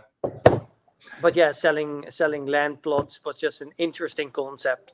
Back in the days, there was this website where you could buy a pixel, right? And then companies would make their own commercials. And this is like the same idea, but then on a larger scale. No, lovely to see. For me, I just stated it was a little bit too complex at a certain time with diamonds and mining, and I don't know. Yep, absolutely. But it's complex now. I've just happened to be in it for so long that it's just I've learned over years, you know, and for someone coming right in though, it is pretty complex. That's me and Bill's origin story, pretty much. I hit up Bill to learn more about how the ins and outs of setting up your land and mining and all of that, and we just kind of clicked and developed a show, kind of. Yeah, well, he's just like, we should do this all the time, and I'm like, oh, okay, and then just kind of started off from there. And we just had fun with it, you know. We're not monetized or anything, but we're growing our community, and eventually someday we'll probably make $1 or something. Yeah. It went quite up, this land, at a certain time, but then I looked at it, I didn't believe it. So well, I was excited about the crypto aspect. That's what brought me in with the land generating crypto. And they continue to push forward with that. And even though the crypto price isn't where I want it to be, it's still nice that you still have control over creating something out of nothing. And I thought it was more of a statement. It's one of the reasons why I got into Bitcoin mining. Yeah. Because even though I'm not generating a ton of money in it, it was kind of like a big FU to the banks. Like, oh, you guys can print, you know, there you go. Yep. Well, I'm a miner. Yeah. And it's just like, I can create my own money too. Yeah. So that's lovely. Just to support the ecosystem. I think we are definitely not into crypto big or NFTs. Yes, we make them, but all the NFTs are with the artists. And all that crypto stuff is all with the artists. We just support the projects as a normal, Well, maybe someday we need to see London Police and some of the other projects in Earth 2. Who knows, man? Who knows? Let's. We are ready, like I said, to build bridges. So Yeah. any cool idea that we love, Yeah. we're gonna push forward. Yeah, we have VV community members in Earth 2 and Eon Rift community members in Earth 2. So that bridge goes both ways for sure. Yeah, love that. And you guys have a Discord or something, or No, No? not for me and Zombie. Not yet. No, for Earth 2. Oh, for Earth 2? or two? Oh, yeah. Yeah, Earth Yeah. 2's there's a Discord for Earth 2, yeah. Check it. Gonna check that out. Oh yeah, I'll send you the invite and all that. We have another Discord group I'm involved with called the Lone Wolves Tavern, and it's members of Earth 2, where it's just kind of like a smaller community of some of the Earth 2 people, but you get a ton of great information out of it. And the main Discord for Earth 2, there's just so many people in there. Yeah. Sometimes it's hard to keep track of the information. And there's a lot of testers in the Lone Wolf, so you Yeah. get a lot of alpha. A lot of really developers also, or real testers in the beginning phase of a new. Oh yeah. Oh yeah, serious gamers, yeah, Nice. and developers. Yep, absolutely. The mirror. Yeah. We're here already sending out the prizes. So Oh, Awesome. nice. Sending That's out the great. mural to Pacey right now. yeah. You know, Pacey's gonna love that. He has his own Discord and community for Earth 2, and he makes his own YouTube videos. So he's a great dude. That's Cool. cool. Yeah. So you two great guys got those gifts. That's awesome. Love it. Love it.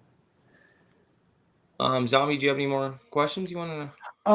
I guess for SUYE, do you guys see yourself going into comics? Because I know VV is doing their creator program that should be launching next year sometime. Cross our fingers. And that be something you guys look into or pivoting into? Comics, we try to stay with contemporary art. Street art, contemporary art, and comics. If in the future, I just say an example, the London Police would release a magazine type of comic or a book, it would be great to release on it, and then we will support it. But it will not be our go-to thing, right? It's really difficult as a small, lean startup to jump into what is hot, or maybe we try to stay focused in who we are and what we do. And then saying no is something a really good decision and sometimes difficult maybe, but it also hones down into where you're really good at. The artist makes the art, we take care of the rest, and stick with contemporary street art and Web3. And then try to build those bridges. So if comics comes up, then it's then it could be that one of the artists is already making it or doing it, or letting out his art, and then we could do it, yes. Or maybe a special release type of comic, which is dedicated, or maybe a collect cover, like the London Police already did something with Marvel, right? They make Marvel characters, for example. So for Really? some art pieces, just check the londonpolice.com and go into the wall. You will see some Marvel characters there. Why did you tell me that? Now I'm gonna have to buy that too. Yeah, That's gonna be amazing. I But gotta look that's at a that. painting, right? And that's where somebody requested something custom made, and then Yeah. in exception then making it. So it could happen. I never say no, but it's just Me and Zombie already got the gears working. We're Yeah. working on something behind the scenes, and we're just like, I already know. He's already thinking, and of multiple cross collaborations, right, Zombie? Yeah. Oh yes, definitely. Always, Yes. always thinking. Yes. Unfortunately. Man, so Yes. nice. So you have Christmas is coming up, right? So it's gonna be holiday time. Shame. He's Yeah, loving this the is it. panels. I hear he's good at panels. He was at Decon, I guess, doing a panel there with I think Yes, David, right? Yeah, David was there. The London Police was there, and Shane was hosting or supported that panel indeed. So it's pretty cool. I'm gonna have to get a clip of that because I did not get to see that. Yeah, it's nice, right? Where the physical art scene is being combined with the digital. That's who we are, and that's where we grew up in, and developing up on, and then to host and to talk about that on seminars.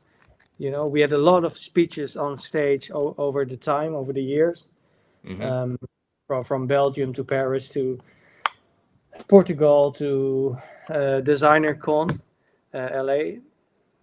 And it's something that we will do and keep on telling that story on what it means to do digital collecting and what it can bring to an artist. And then the next question is, how to support that if you are being an artist and you are alone, or you have a small team, or you don't know anything about it. And then we like to play a game and support that. He's going to do another panel. Yeah, we all need to do our part, for sure. Yeah, it's nice, man. And we love the VV community, right? And that they are embracing it and now also starting to learn about other projects. I think that's also how we started back in the days. It's just buying your first crypto, sending it out.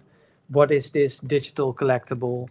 And losing money. You probably sent something in the wrong place. Yeah, that's how you learn. And everybody pays their own.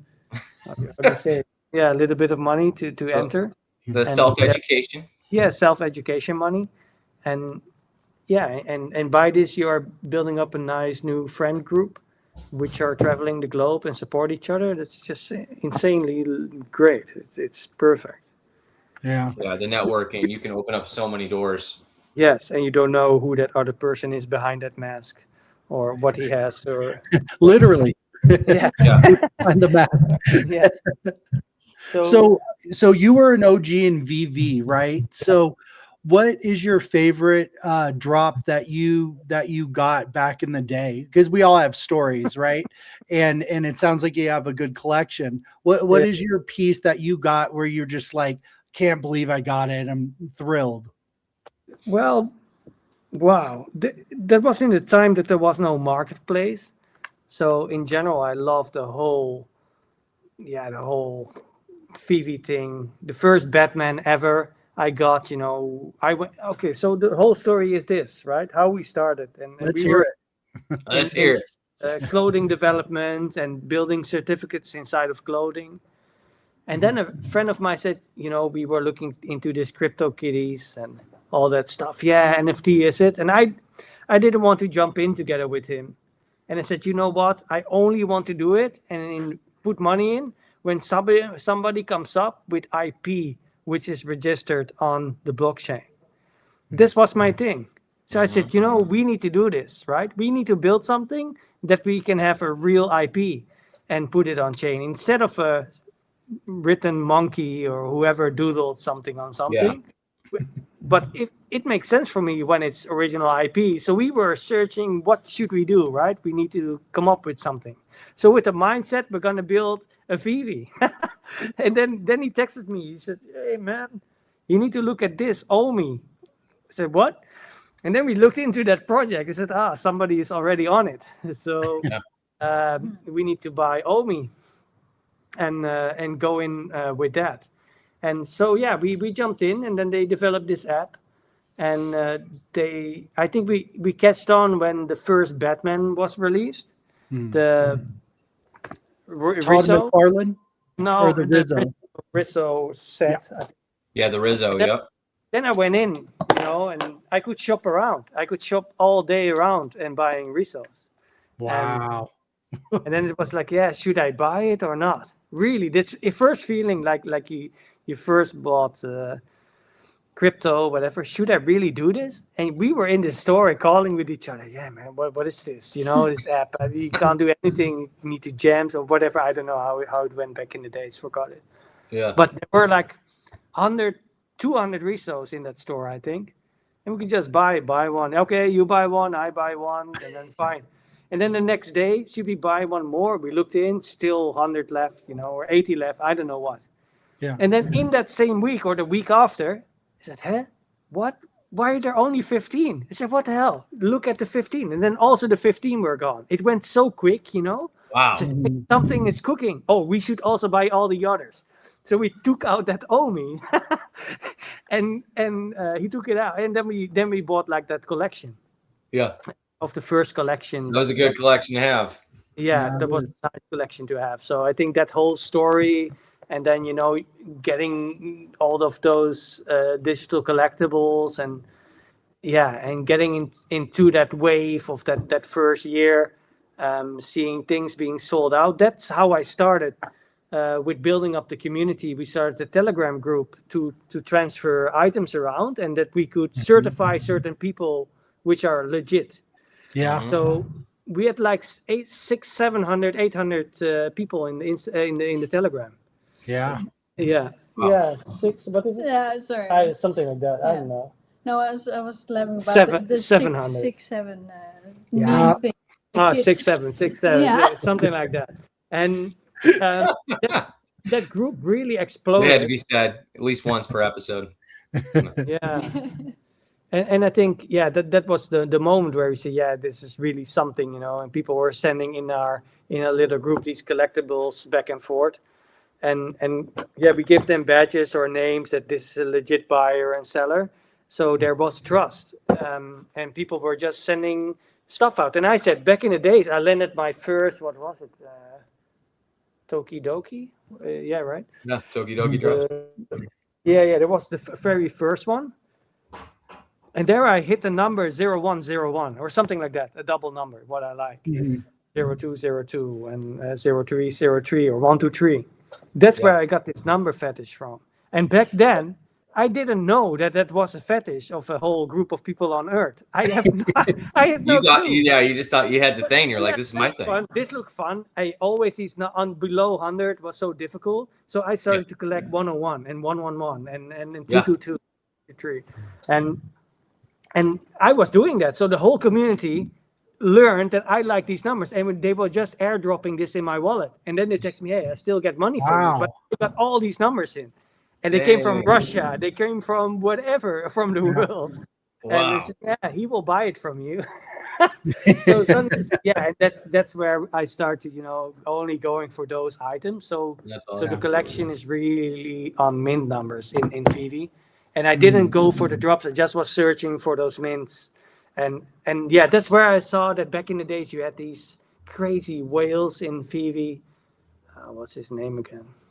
But anyway, back in the day. Now you have, of course, the Rolex, and you have, of course, Profit. But back in the early days, you had some other names who are really going for it.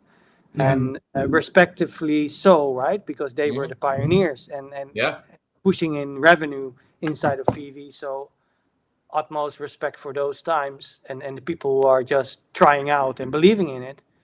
Right. And this guy, then I really noticed that, hey, wow, there's so much new things coming in. I can't keep up. I don't want to be in that top tier. I just want to search for those numbers. That was to keep it fun. That was becoming my game inside of Vivi. And from there, my Telegram group just exploded. And then I said to, back in the days, Reese, I said, Reese, please be part of my Telegram group because it's so large and it should be Vivi, it should be a Vivi Telegram. And that's where I really got into Vivi, and Reese came into my Telegram, and we make it more legit. And then I said, okay, what's going on? I said, we need to take this to the next step. And Vivi just started their Discord. And then I said, okay, give me a European channel. And that's where I moderated and supported Vivi on their European first Discord. Nice. Yeah. And I that's didn't know where any of this. Wow. That's amazing. Yeah. And that's where these collections grew up, and the interviews with Vivi, and then after a while, when we were like self-developing this platform already for the clothing, that's actually one of my buddies in the group said, hey, there's a meetup in London with Vivi. That was the first European meetup. And I said, you know what, we're gonna fly to there and just meet all of the people and let's see, gonna be fun. Yeah. And then on that fair, even more funny, I was walking and I stepped on a banana. And the banana, I got pushed away and said, "What's going on? Look out for that banana." I said, "What's happening, man? Who is this?" And Chas from the London police was pushing me away, but he sticked the banana on the floor. So I said, "What? Hey, the London police is here. What are you doing?" And then I looked at the art. I was flying in to meet David, right? That was my meeting. And then the London police pushed me aside, and I was building my NFT platform, and I was really like, we need to do business, London police. We need to build something. Yeah. And then I said, but wait, I'm here to meet David. If you really want to, get into it, let's first start with a project together with Vivi. And that's where I introduced everybody together. Said, hey, you need to visit the London police. And then from there, this whole thing, Vivi, first drop, one of the London police. Yeah. The animation, first ever. I wish I would have went for. I had no idea at the time. Yeah. Ugh. Yeah. And that's where everything kickstarted of the London police and SUYE. And we met. Wow, that's incredible. Yeah, so there's a large Omi Vivi background in that story and collaboration already from day one, I think. Yeah, and David, man, he's just such a good dude. He's willing to do partnerships and bring in new IP for all kinds of different people. And it's just like you could tell he just has a good heart, and he wants to grow everybody, not just himself, and it's good to see. He's the perfect CEO for Vivi, I think. He has a real passion for what he's doing. Yeah, it's not only that, right? It's also the people that is a lot behind the scenes of Vivi, right? We need to give a thought about that there are really, and I met a lot of them, but there are so hardworking people that are. Well, look, we will do Vivi releases coming year. I can say that. But then I'm working 24/7 with conference calls from New Zealand, New York, till wherever, working at night to do and help support these drops. But those people are so motivated and doing a lot of work in the background that nobody sees, right? So it's a large team with a group of really passionate people and that know their stuff. And you see that the company is evolving and it becomes more mature. And I still love to see Dan. Dan also he gives the opportunity, and it's they're both two real collectors, right? Yeah. Dan, the owner of Modomichi, Dan has a Vivi key, a Vivi, the London Police Genesis key. Oh, okay. And the same counts for David. They're like TLP collectors also, so they support the artist and the movement, but are also open to fresh new ideas. When we had David on the show, I think you heard about it, but he was like, "Nice painting back there." I'm like, yeah. He's like, I like that.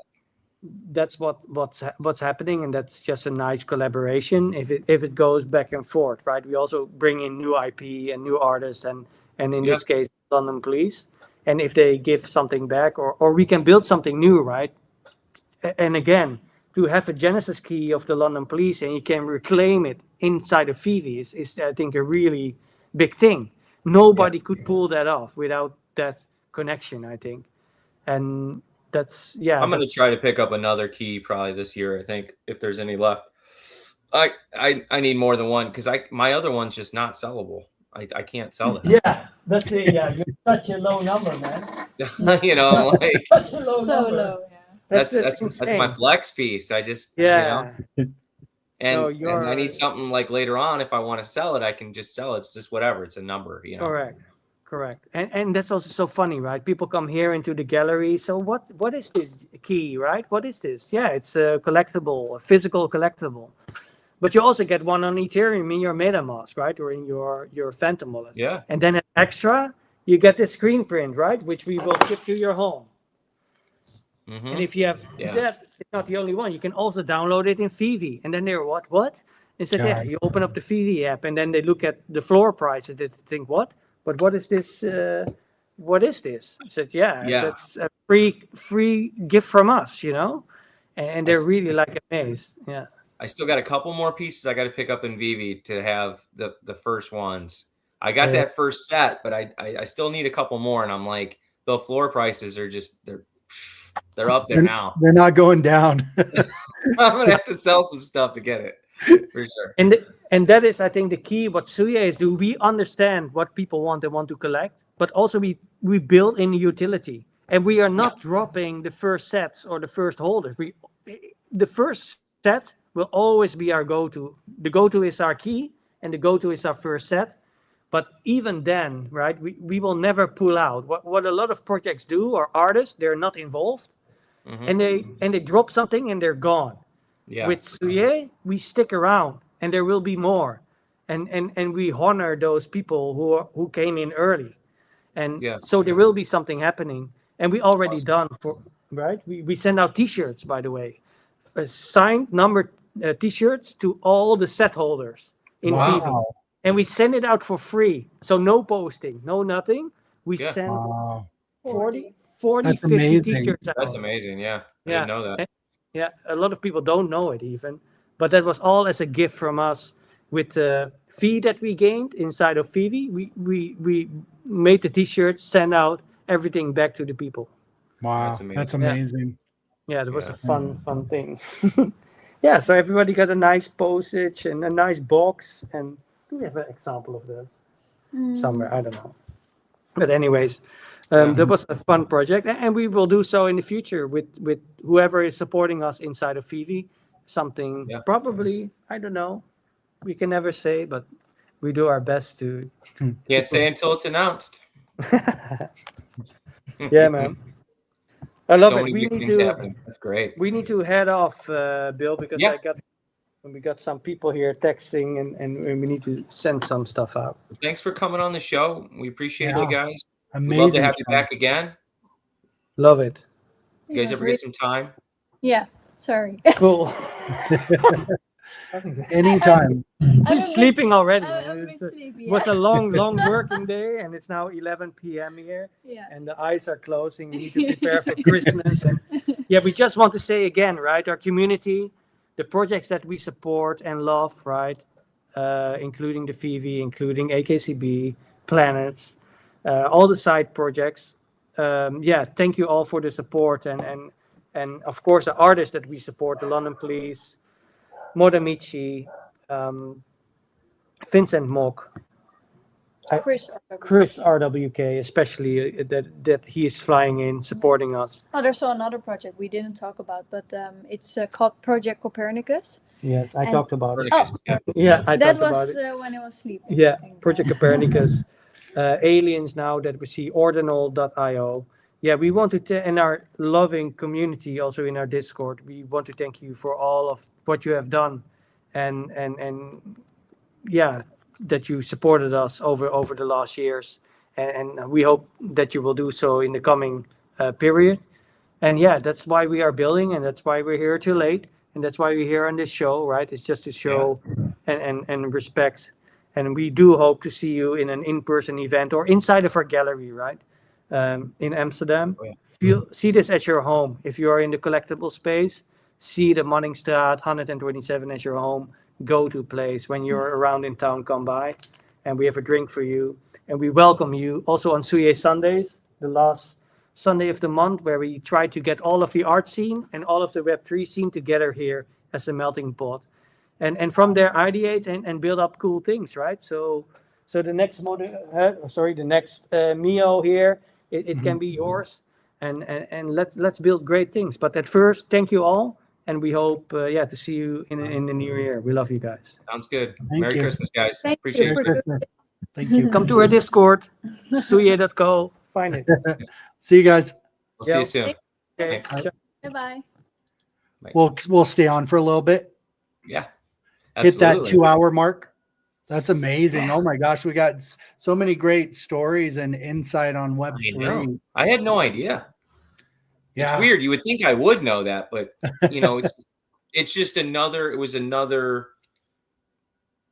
historical mark that, even though I was in my corner, someone else was in their corner doing something else in the beginning days, Well, to hear it, he kind of started with Vivi a little bit with mashing the button and Omi and buying Rizzo in the store. That's amazing. Right? What a pickup that was, right? Oh yeah. Man, Pacey and Shane just got hooked up. Yeah.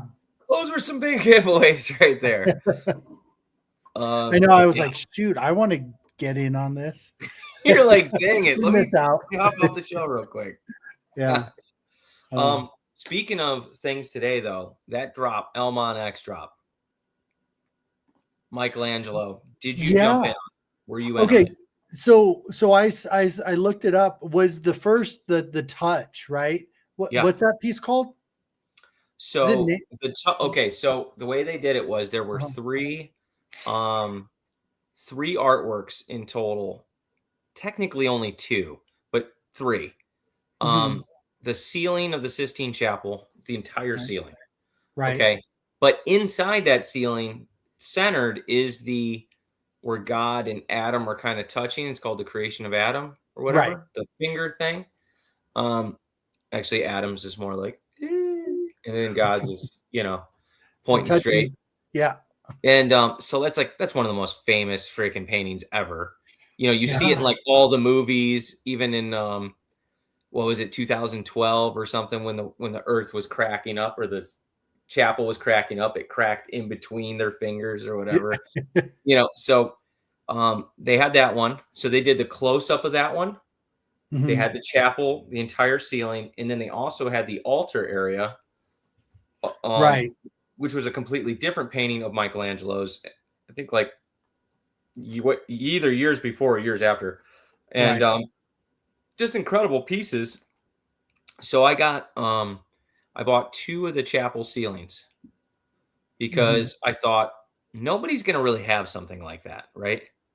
And in doing that, you're having the creation of Adam in the center anyways. So I also bought the regular shot of the creation of Adam. And then I also got the one of the altars. Now, was the close-up the most expensive? Because I saw like there were reasonable prices, and then there was like $600, $800 or something. So that one probably would have. So the close-up, just the fingers. Yeah. It was cool, but like, okay, so that one was like $800, $800 US dollars probably, because it was 600 euros or whatever it is. Was there a limited amount of those? There was only 12. There was 12 of them. Oh, gotcha. And also they were going to send you physicals of all the other ones with it. Physicals like prints? 3 physical prints of the Sistine Chapel, of the creation of Adam, and the judgment of Christ. But to be honest with you, I don't really care to have Renaissance art in my house. You know what I mean? Okay. I don't really want to be staring at a bunch of naked people all day long. In the bathroom? No. Huh? In the bathroom? No, like close-ups of wiener shots or anything. Like I'm good on that. I don't know. But I recognize them as such important artworks. If the availability is there, why would you not own it? Right. Because there's so many people in the world that love it. It's Michelangelo. I mean, it's a great pickup. It's a great pickup. Michelangelo, right? Yeah. This guy. You do. Yeah. Not nice. I mean, 4 of them. 4 of them. I'm like, what an opportunity. Same with the Mona Lisa. I do not like the Mona Lisa, but I have it because it is one of the most important artworks in the world, right? Yeah. And in your Earth 2 penthouse. And D-Roy says we need to own a Mona Michi. I don't own one yet, D-Roy. Soon, maybe. Soon. Me and Zombie were kind of talking about it. Yeah. We'll see. I got to find the right one. But it's like, how do you not own those? So I'm shocked they didn't sell out. I think it was because there were so many of them. Right. Well, and the market sentiment right now is so low with the uncertainty of what's going on in the world right now. And Christmas time, it's really tough. Everybody's pinching pennies right now. Right. So, I understand it. It's not a reflection on the drop. I think it's a reflection on the conditions of the market. Yeah. Personally, I agree. And I liked all of them too. Yeah. And the Last Supper of Christ. Hold on. D-Roy's putting something up in here. He says, go ahead. You are all invited to Chris RWK show 17th of January in Amsterdam. Oh, snap. Appreciate that. Yeah. It's amazing. The Last Supper only had 150-ish, something like that. And that was it. You know what I mean? And people, yeah, so of course it's sold out. And it's Da Vinci. Right. What's the floor on that? Do you know? I wanted to get that piece. $266. It's not bad. It's not bad. Yeah. Especially for that amount. And you're not going to get a chance at those again, right? So it's not like they're going to do a new variation of the Last Supper. Ooh, you got something else cooking. What's this? I give away one more alien on Bitcoin who joins our Discord on SUYE. Needs to be a new person. Okay. Oh, snap. Just say alien. Nice. Okay, you hear that? And D-Roy, let us make sure you tell us later if someone did do it or not. Yeah. Keeps on giving. You can tell that dude's a genuine guy. You know, it's like he kept giving value in every project he was mentioning and bringing up, like the quality of what was given, right, to those pieces. He takes care, he takes consideration, in releasing that kind of stuff, and you can tell in all the work. Here's Duke and Kava. It's all right. You didn't. He said, "Oh." You can rewatch it. Didn't know we were live. They let you. You got to have notifications on, dude. Yeah. Notifications. That's right. Turn on the notifications. So I just knew I had to have it. But the Last Supper, it's not for sale for $266 for me. That is something I'm selling later on for big money.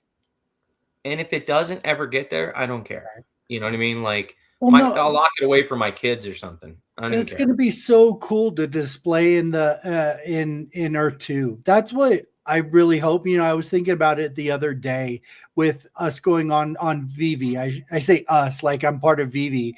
I feel like I am, but how Vivi's now going on Collect Chain, and David talking about moving these pieces in different spaces.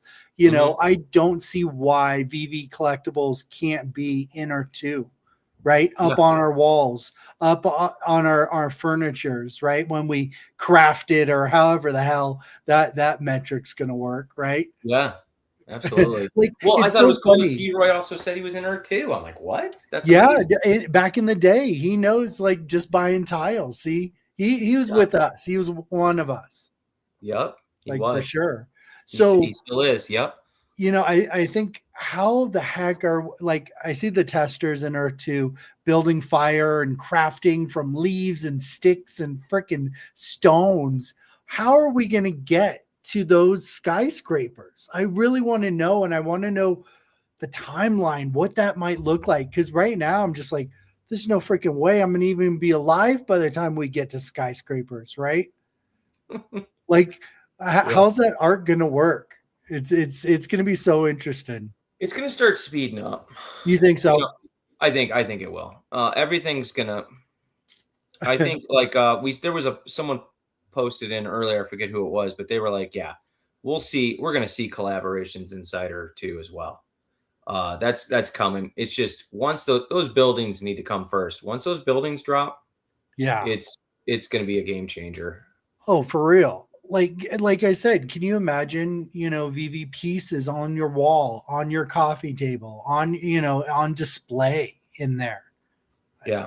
That's what I envisioned way back in the day when I got into these two projects, them coming together in some sort of way, dreaming through Randy's visions of these two working together in some way, right? And do you remember the first Earth 2 video that dropped? It was like a couple years ago, and there was like 1 million views or something. But they showed them going inside one of those buildings, and there was stuff on the walls. Like, and there was stuff for sale. Room. There was stuff for sale. Do you remember that? Yes, I do. Yes, with tags and everything. And I get why Shane wants to do his not video Shane, but Shane from Earth 2 I get why he wants to create his own IP. That's important, but he's also going to need to also integrate collaborations as well. It's going to draw people in. It's so important to the project. It's so freaking important, and to have that ease of connecting your wallet and now bringing in pieces, you know. And I don't know if there's a transfer fee. I don't know how that would work, but those pieces need to be in your space, right? Well, you know, like for the project that me and you were talking about and working on behind the scenes, like absolutely that better be in Earth 2 too. You know, that needs to happen. So many things need to go in Earth 2 to bring people in, right? Right. Why wouldn't you? Even if a company only made a few $100s by putting their IP in there, it's more faces on the IP, you know, and it's them making a little bit of cash flow coming in from all different directions. And it's also drawing people towards your product. It's attention. Attention's worth way more than the amount you're going to get initially from that, right? Yeah. It's about getting eyeballs. It's about making the project feel like it's a solid thing. Not that Earth 2 needs that, but it just solidifies the project a little bit more with major IP in the space, you know. And if Disney and Marvel and all these, you know, independent artists are down with it, there's no loss. There's no negative effect from it. Whoa. Check this out. D-Roy said, I have named my planets in ordinal Earth 2, by the way. Oh, there we go. Whoa. That's a big deal. Wow. And even Video Shane says ordinal Earth 2. Whoa. God, we got to have him back on because I want to learn a little bit more about that project. You know, yeah, we need to flesh some stuff out. D-Roy, we want you back on to talk about that later on. For sure. Yeah. He says yes. Check it out. The chat's flying in. I'm like, wait a second. What did he just say? What? What? Awesome. Well, just like dude said a minute ago, he says it's planet 1734, by the way. What is this? One Crazy Diamond says, I prefer the modern street art, but gotta have at least one of the iconic pieces. 100%. Right. Like, you just need it. I haven't even taken mine out of the vault yet. I still have to transfer them to my MetaMask, but honestly, when I do that, they're going to get sent off to like a cold wallet, and they're going to be in cold storage for a while. I don't own any pieces from Elmonix except on VV. So do they have a vault, you said? Yeah, it's a vault inside. So it's kind of like just owning it within VV, from my understanding. Like, okay, it's where they keep, where you can see your art. Yeah, I'll be right back. Give me 1 second, okay? Yeah.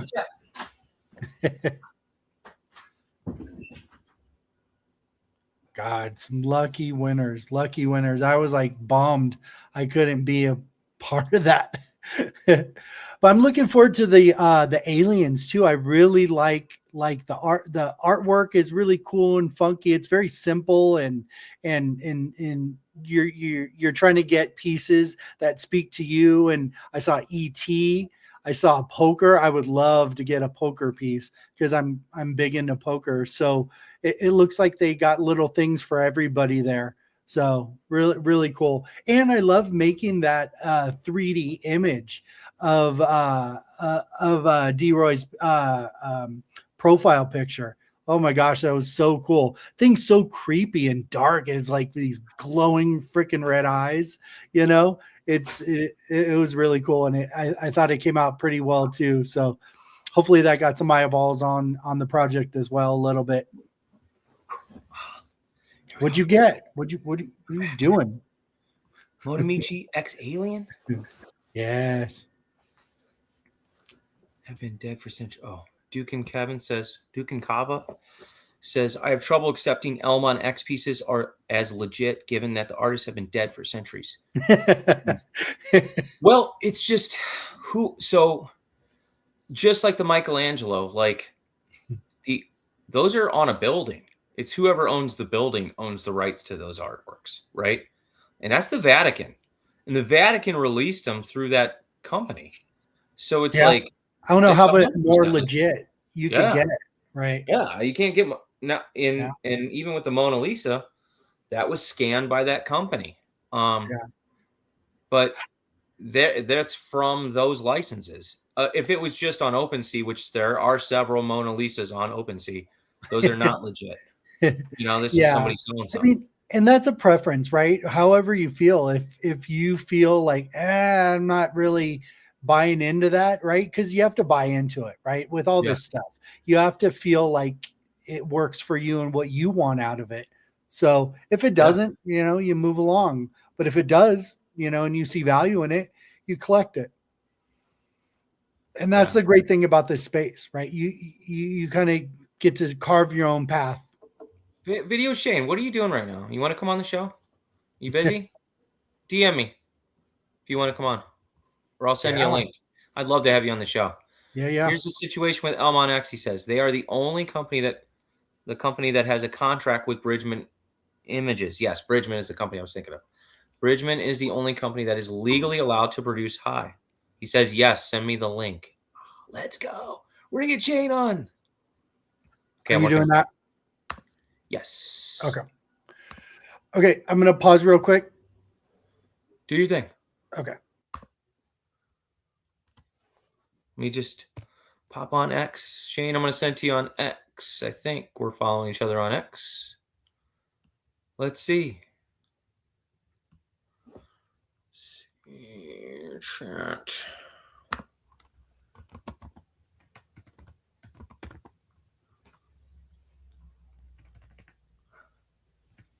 No, you know what? I'll send it to you in Discord. It'll probably be easier. Because I don't think I know your X handle. Message request. Okay. Let's go. Direct messages. Dang it. How do I send? Go to message requests. Friends.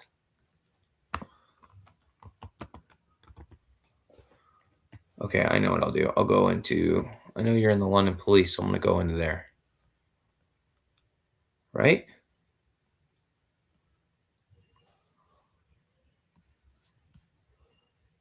Why am I freezing up on this? Maybe you run, no, was it not London Police? Was it Elmon X? I know you're in here somewhere.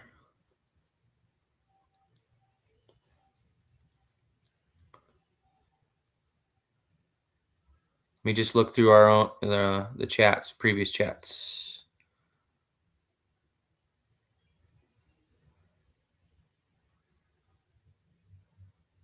Why do I not see your name popping up? What's up? I'm looking for Video Shane's Discord handle because I can't find him on X. Let me see. Yeah, it just X can be tough sometimes because it's like people's. I didn't check to see if he typed anything in the channel yet, but I thought it would just be so easy to find.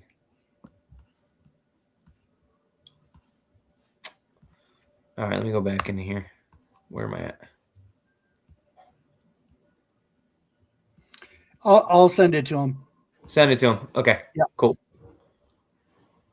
I thought it was just so easy for me to follow, but I'm like, oh, he says at real. I wouldn't put in real in there. I was putting video. Dang it. That's probably why. Yeah, because I want to talk to Shane about Elmon X. I know he's a big, giant fan of him. And he's also involved with a team of, what is it? It's not Candy. It's, what's he talking about? Oh, I think he's McFarlane. I think he's on the team of McFarlane or something. I think I talked to Video Shane. I'd love to get him on too because I believe I met him at a party in San Diego. Says, pull me up. Oh snap! I see. We got you pulled up, D-Roy. Okay. Are these are the different planets? We can't hear you if you're talking. I'm not Yeah. sure. We just see his little pointer pointing to these planets. He's like, here, here, and here. Right there. The planets are really cool. I haven't bought any Bitcoin Wait, which one's the ordinals Earth at all. 2? Which one's the Earth 2 one? He said it was 1764 was the number. Where's the number on the? I can't see the screen. My eyes are old eyes. Yeah, it's a little blurred. Old eyes here. Oh, I think was it because hold on. Is he here too? Hello? Are you on now? Yeah, Can you there's his hear me? voice. Okay, he had two Okay, different yeah. screens. I got you. Okay, so now you can see the screen, right? So Yes. this is the collection, one of the collections, and here there's a planet. Let me see. So, and then I can also show you the 3D stuff. So this is all natively on Bitcoin, right? Yeah. So no 8-bit large pixels. No, this is just high definition, and here you have it. Look There at it is. Oh, snap. Yeah.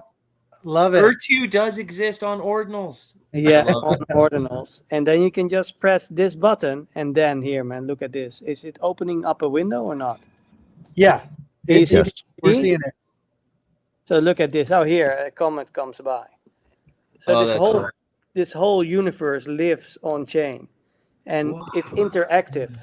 So this is your Earth 2 planet here. Earth 2. Whoa. That is It's freaking amazing. cool. Inside of this universe with the sun, and it just moves, just like a normal galaxy. Spectrum. slow- That means there's a new Japan on here you're going to have to own. Now, I'm going to get it first. And here you see the planet's orbit, right? So the orbit of this whole Oh, universe. the line. Yeah. Yeah, line of the orbit, and it spins. Wow. Every planet spins in its own time across this whole universe. So here I see another planet right in the background. Uh-huh. Yeah. I can just go it and visit that planet of my friend, and both we can experience the universe together. And That's so cool. when something happens, a comet flies by, I see it fly by, but also my friend. And when a Bitcoin block has been mined, there is a solar flare happening. And we That's cool. experience it on the same time. And, Really? Yeah. That's freaking dope. And you can name your own planet, right? So How many if that- planets are there?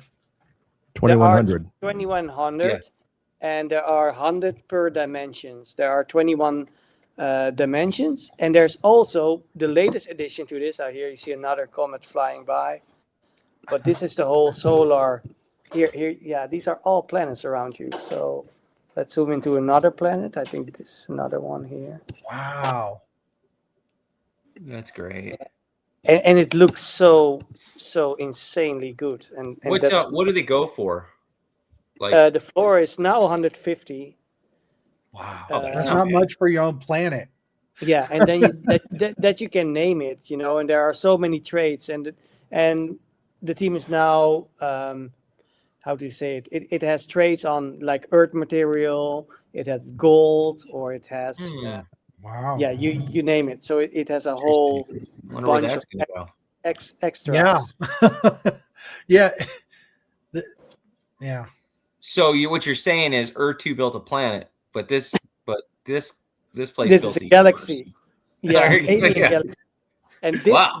this one, it has when you talk to your microphone, and now it's on your stream, but here then it starts to move this planet when you talk, so it experiences sound. And then that's to make it even more crazy, there's a Modomichi planet. Let me guess, it's black and red. Okay, let's find it here. Do you see Oh, Whoa.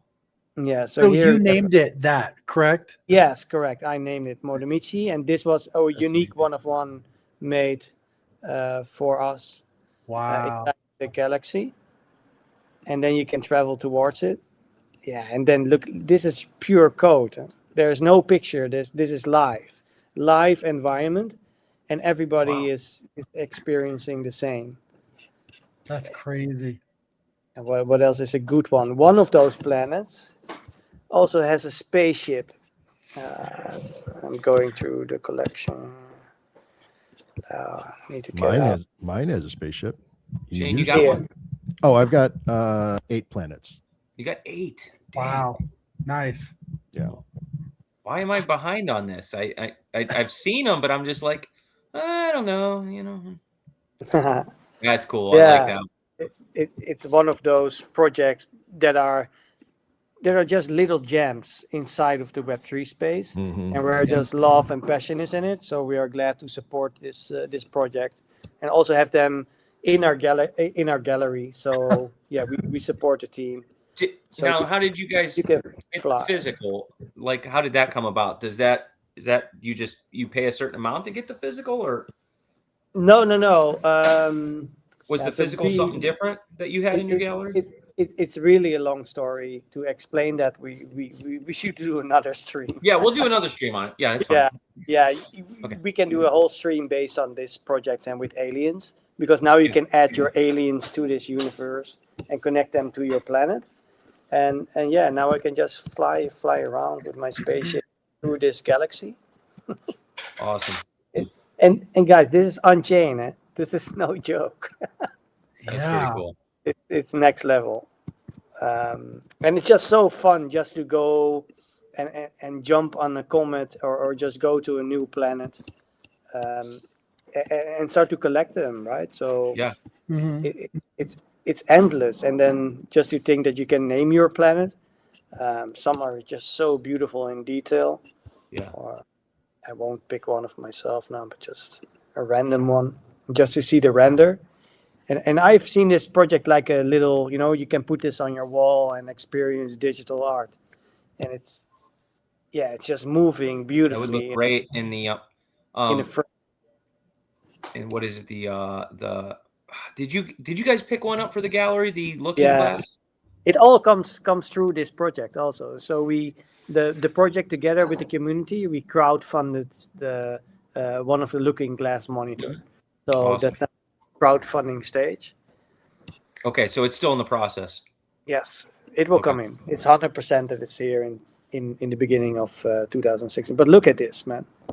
Wow. Pure code on Bitcoin. You own the token, and it's written on site on Bitcoin itself. It will never go away. This is forever embedded for future generations. And then So you can sorry, are you consistently adding in more like parts of this world? Yes, there are more and more attributes coming. So there will be, for example, a spaceship with special art, or a shark maybe in 3D, or a Modomichi, something special, or maybe a community like aliens living on a planet. So it's going to expand, and that's how SUYE supports this project, is to get more special, to build out the community and build more special traits inside of the project itself. So I'm gonna have to get one. I gotta get one. And it's really cheap. You can buy now $170. Yeah, that's not bad. Yep. But up to thousands, right? So if you would go in here, no, not listed. Sorry. Yeah. How much for a comet? Oh, 620. Wait, do you have that? Do you have that new thing that's flying around? What is that called? The which one? Oh yeah, the A6 something, right? Yeah. The UFO ship. That UFO, ship yeah. invade Earth. Yeah. There are some orbital events inside of the galaxy. So sometimes there's like Atlas, right, or whatever comes up. Then the team starts to ideate, hey, what else can we do inside of this galaxy? And maybe we can add it. So there was a sort of nebula blur. Oh, here you see a whole comet stream coming by here through the screen. There are little like satellites flying by. Okay, I know what you guys should do next. You should add the Tesla Roadster flying by with the spaceman in it. Yeah, and here you see how large the galaxy is, right? When you zoom out, look at the orbital of the planet. Look at it. He did say there was going to be, like, they're dropping by the end of the year, flying car. I heard it on Rogan. Where's my flying car? We got a couple like 10 weeks days left. Yeah. Yeah. Yeah, beautiful project, which I really see as a gem inside of the space, where yeah, it's a really nice community, and it's just like pushing the boundaries of Bitcoin ordinals, where normally it is right. Pick one, pick a project, and you will see that it's like rough art, and they're great projects, right? What I show here, no disrespect. It's really just like totally something different.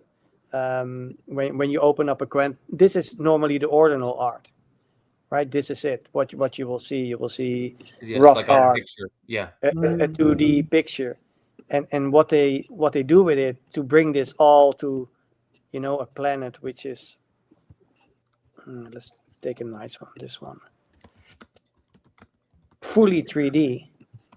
Wow. And you can travel around it and name it and fly around in your own spaceship. It's next level. So that's why I love it. That's cool. I just want to highlight it. Yeah. Very cool. Very Thanks cool. for popping in and sharing that with us. That's amazing. I'm gonna have to check that out for sure. planetsonbitcoin.com, and that's where your guide is to guide you through that whole. Here you can also push it on 3D. That one's cool too. Yeah. Look at that. Wow. And special planets are coming up, so you can find planets with a golden moon, which is the highest, one of the best traits, let's say, to find. There are just a couple of them. And they're still minting these? Like there's still more and more continually made? No, they're minted out. Okay. Done, but and here you see an artist that is exposing his art inside of the galaxy, on the wall. Oh, wow. So this is a live picture, by the way. So this is what we do inside of the gallery in SUYE. We get the monitor, and you can buy a planet inside of a frame. So that's where you see the gallery. Yeah, and we expand on that, man. It's just a lovely collaboration together. And we are both pushing each other to build something new and add something to the galaxy, and expand on that. Awesome. Cool, man. Now I really need to go home. It's It's 11:30 now. Thanks, Roy. Well, thanks for Appreciate you. popping back. Thank you, guys. Bye, Shane. See you later. See you here, man. See ya. See you. Bye. Shane. All What's right. happening? In the house. How you guys What's up? doing? What's up? Been a long time coming. Yeah. What's Great to good? see you. So Shane, did we meet? Maybe. Maybe. Where would we have met at? San Diego 2 years then, ago? Then definitely we met at San Diego then. Okay. Yeah. Were you at the rooftop party? Yes. Okay, so we did talk. Okay. I believe. Yeah. Yes. If I was at that rooftop party, so then we probably chatted. Okay, cool. Well, you were involved with another project in your, was it McFarlane? I think it was McFarlane. Yeah. I still work for McFarlane. We were That's what it talking was, McFarlane, yep. about the signature thing. Yes. So the signature thing was that's not part of McFarlane. So there's another project that's out there. There's a comic book company called Distillery, and they were doing digital comics, and then they offered a service where you could go into their signature line at San Diego Comic-Con and either get a physical book signed, or they had an iPad and they would sign right there on the spot your digital book. Okay. And now they've launched a new project called Neon Ichiban, where they've brought in other publishers, including DC and Marvel, to their project. And they're adding those remarks and signatures in Neon Ichiban. Now, the only thing to keep in mind about Neon Ichiban is it is not on chain. Their digital books reside in their own server and they control it. Now, there's some advantages to that in that they can do some experimental things like the signatures and the remarks and all of that stuff. The situation is that there's still a lot of negativity around digital ownership, as you're fully aware. And many of the artists that were a part of Distillery didn't want anything to do with the blockchain at all. It's it's frustrating because it's really an irrational fear in my mind. You're just scared of a piece of technology. There is nothing inherently evil or nefarious about the technology of NFTs. It would be like being scared of the printing press because you once saw a book that you didn't like. I don't understand the irrational fear of it. It just doesn't make any sense to me.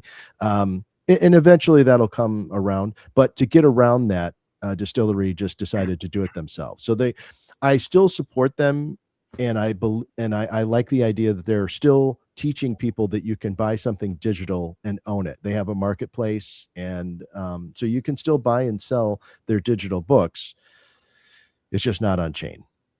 Gotcha. Yeah, I like the option of both. Yeah, just either or to do whatever you want. Yeah, sure. It's a tool, right? It is, and it's all it is. It's nothing to be, like you said, nothing to be afraid of. It's whether or not you want to use that tool or not. Do you want to put it on paper? Do you want to put it digitally? Do you want to put it on the blockchain? Where do you want to go with what you're creating? Right. Yes. Yeah. I agree. And coming from someone who's been hacked before, I like the fact to have some of my things in Web 2 instead of Web 3. And then I like my other assets on Web 3. It's just to cover all bases, just in case something ever does happen. 100%. I agree with you. I think that there's a lot of positive asset elements to a walled garden, like say, for example, Vivi or Disney Pinnacle, where everything lives on that app and not in your wallet, because you're absolutely right. You can get hacked, and you click on, all it takes is clicking on the wrong link, and it happens to the best of us. I've only been in this space for 4 years. Luckily, I haven't had an incident yet, but I got close one time. It was with the Oddkey project. I happened to have all of my Oddkey assets staked at the moment, and because they were staked, that stopped it from them draining the wallet. Wow. I got super lucky, and I was able to move everything off and to another wallet. And but yeah, it can happen to anybody. I mean, even it almost happened to it did happen to the comics and crypto guys. Not a wallet hack, but you remember recently, it was like a month or two ago, they clicked on a link and they lost access to their X account. Yes. And somebody was trying to, and it was hard for them to get it back, even 100%. With the yellow check mark. That was crazy. Yeah. They pay a lot of money for that. Yeah. Yeah. It's frustrating that these, I'm a big proponent of the idea of actually having a place that you can call and talk to a human being. And a lot of these online services like X and Facebook and Twitter and Instagram don't have an actual human being. It's hard to actually talk to a real person. Mm-hmm. Yeah. What, since you're so deep in this space, what do you think about the collect chain? What are your thoughts, and what are your what are your thoughts about it? Yeah, I think it's a good thing. I like the idea that they're always expanding. I'm a big supporter of Vivi. That was the project that got me involved in digital collecting. So I have a special place in my heart for them. I think, it's something that we deal with at McFarland as well. We spent the last 3 years trying to get physical collectors to care about digital collecting, and there's just this giant wall that's up. And I think that maybe that's what's happening at Vivi as well. I don't know. I don't have any inside knowledge into them, but to shift to more of a focus on the Web3 people who are already accepting of the idea of digital ownership is probably a very smart decision. I'll be curious to see how it's handled. I like being a part of a lot of different projects because I can learn from all the different projects. And it was interesting to be part of Cryptoys to see how they handled it. They do a hybrid model, which is what I think is going to happen with Vivi, where you'll have things that can just live in the app as it currently is. And if you decide to take them out, there's a bit of a process involved in it, but then you can do it and be able to move things around and trade things, which is what you can do at Cryptoys. Well, used to be. I'm not sure how it's going to work now that they're on Abstract, but I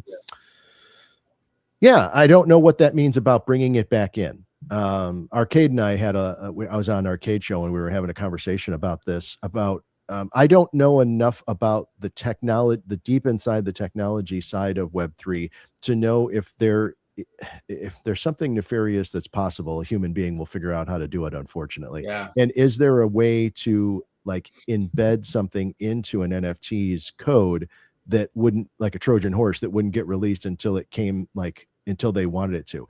And I'm sure that they've thought about this, but you pull your asset out of VV and then fart around with it and do whatever. And then, oh, I want to bring it back into VV because I want to put it in the VVverse. And then boom, it gets, releases whatever it does. And all of a sudden everybody's wallets are exposed. I'm sure that there's going to be, it might even be where once you take it out of VV, cool, you can have it and it's yours. You have it in your wallet. You just can never bring it back into the ecosystem again. It might work like that. I don't know. I'm just, we're all guessing at this point, but I wouldn't be surprised if there is something like that to protect the VV itself.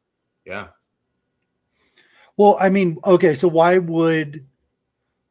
are the benefits of being on VV besides being protected and nothing can kind of get to it, right? When you take it out, you could still see it, you could still interact with it, right? Through, I'm sure you're going to be through Stacker, be able to get into it. So what would be the drawback, I guess? To VV, like besides, I mean, I guess the VVverse, right? I guess the VVverse and just the ease of use. I mean, one of the biggest things is we're still at this early stage where you still have to explain digital ownership to people. They just don't understand the concept for some reason, which is it's always fascinating to me when I talk to people about the whole world of digital collecting, and I explain to them every single person in the world just about has bought something digitally. You've bought a piece of music on iTunes. You've bought a movie off of Fandango. You've bought an app. Amazon movies. Yeah, Amazon movies. You've bought something digital that you don't physically own. So get past that idea that you're buying something you can't hold in your hands. All right. Then it's explaining, how does that work? Well, then where do I store it? Where does it live? Well, then you have a wallet. Well, if you can bypass that explanation stage of a seed phrase and a wallet and explaining all the protections, and it's all just within the app, there's a lot of benefits to that for onboarding regular people who are just new to the idea. And there's benefits to it as well, just from the ease of use. Like for me, it's I've been in this space for 4 years, and it's still kind of a pain to figure out how to, like, if I buy something on MetaMask or whatever, and then I go to look at my assets on MetaMask and it's not there, and I have to load it in, and I have to, like, there's still a process, right? And it's not very easy. It's also, not very user friendly right now to be able to just quickly show somebody your stuff. Like if you're, they come over to your house, like, all my crap behind me on my shelves, like it's easy just for a friend to come over and go, here's all my movie collection. And they look at it just like that. It's, because it's instant. Whereas if I want to say, hey, here's my stuff on VV, and I show them an AR and the thing spins and has to load and things. And by that time, if it's not instant, by the time they see the spinning arrow, they're already checked out. They're like, yeah, cool, man. Enjoy your digital stuff. Let's move on with whatever. Because no, wait, it's really cool. I can see it in AR. Yeah. I'm sure it's going to be right. Let me know when it loads. Like, so there's got to be a faster way, right? People don't have patience. Like the Looking Glass.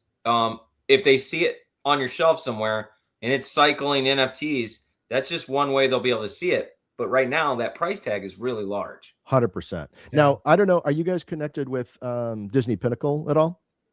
No. Okay. Disney Pinnacle. I've been in it a little bit, but nothing major. Okay. I've got hundreds and hundreds of pins in there. It's one of my favorite. I love that project. It's super cool because they're doing it what I think is the right way. But there's some people in there that are working on like a circle amulet that you would hold around your neck that is just always on, and it's connected to your wallet. And as you're walking through the park, it's just rotating through all of your pins. Oh, that's and cool. It's just there. It's just on.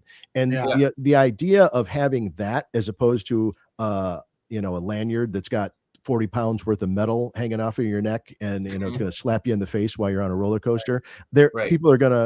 I think people are going to, once that becomes a reality and you're standing in line, it's going to be a conversation starter for sure. Right. So and Disney pin collectors are a fanatic bunch. They love their pins. I haven't gotten into the pin world yet. I probably would have if I would have picked up my VV pins. Yeah. And then those would have been a nice price tag. I would have probably would have sucked me in, but I didn't go to the party, and then I lost out on it, and I was like, ugh, I had 2 of them reserved for me, and I just, oh man, yeah, it would have been a nice pickup. But so I haven't gotten into the pin world. Yeah, I'm into so many things that I haven't had a desire to jump in yet. Believe me, I'm having that kind of existential crisis of how much I'm spending on all of these different projects. Biggest Bro and I were actually texting back and forth today, like about the Elmon X drop, and it's like, and it's right before Christmas.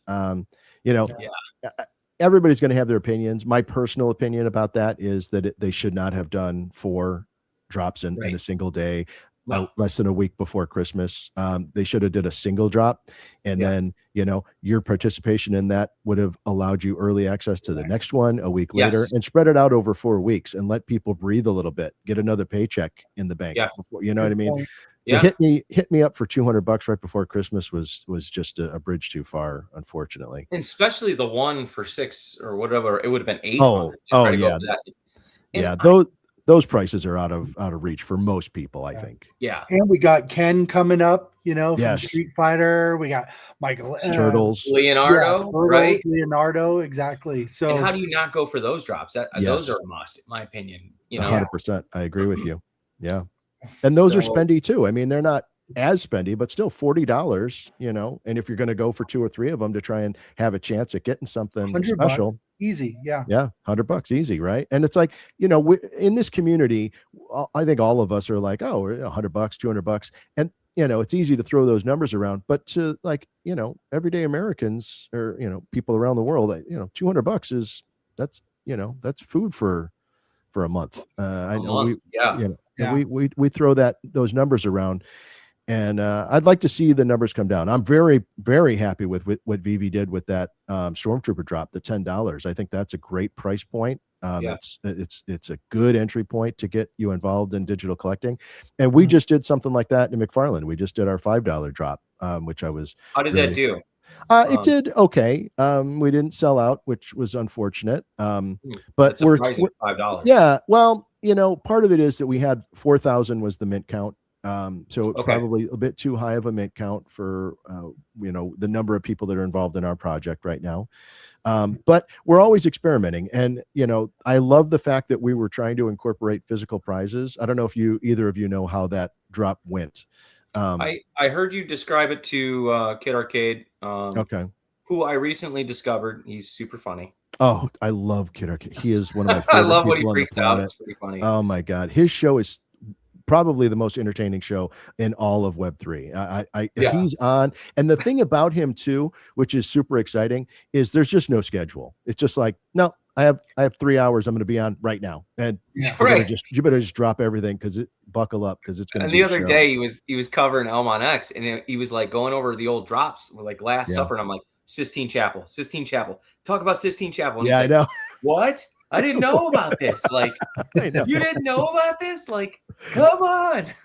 He is just the best. And he's just such a great human being. Like, just hanging out with him. He is just, I was saying that before in your guys' chats. For me, it's not even just about, the digital collecting. I love that aspect of it. And for me, it's not about monetary. I fully understand I'm not going to retire from these collectibles. I did see what you said. Yep. Right, but it's about the community. I have met some of the best human beings in my life from being part of this, and that is what I will really treasure. I mean, meeting Arcade and hanging out with him and getting to call him a friend now, and Biggest Bro and Dian Hinano, and just Collectors Gone Digital, like all the people that I've hung out with at the last couple of years at Decon. They're just they're actual friends. They're real friends.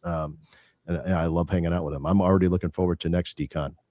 That's awesome. Yeah, Bill, you got to save up your pennies and try and get out there. You too. I was gonna come. I was just gonna fly out there because me and my wife are both gonna go. Yeah. And then she was like, "Let's take the kids," and I'm like, "Yeah, I don't want to take the kids to Vegas because then it's gonna be occupied with the kids, Right. So then I was like, "Well, just me and you are gonna go," and then she was like, "Well, I don't want to go now." And then I got sick because I was just going to go. I was like, I'm going to go for a day and I'll fly back. I don't even care. But I got really sick for like 2 weeks and Oh man, for like sorry. a week before decon, like the entire decon, and then like a week after. And so I didn't end up making it because I was supposed to pick up my two VV coins from Oh, there. yeah, And you know, I would have liked to hang out with everybody, and yeah. everyone was going to be there, and that's why I was like, Yep. I went to New York to meet everybody, but there Mhm. wasn't really a lot of people there. Yeah, New York 'cause is everybody was going to expensive. decon. Yeah. Speaking of those coins, have you guys heard about the Ecomi coins? They're supposed to come out and have utility, I believe. Maybe I heard some rumor about that. Yeah. But unfortunately, that to get the Ecomi logo is a bit out of my price range. I think they're 2,500 or so right now on the market.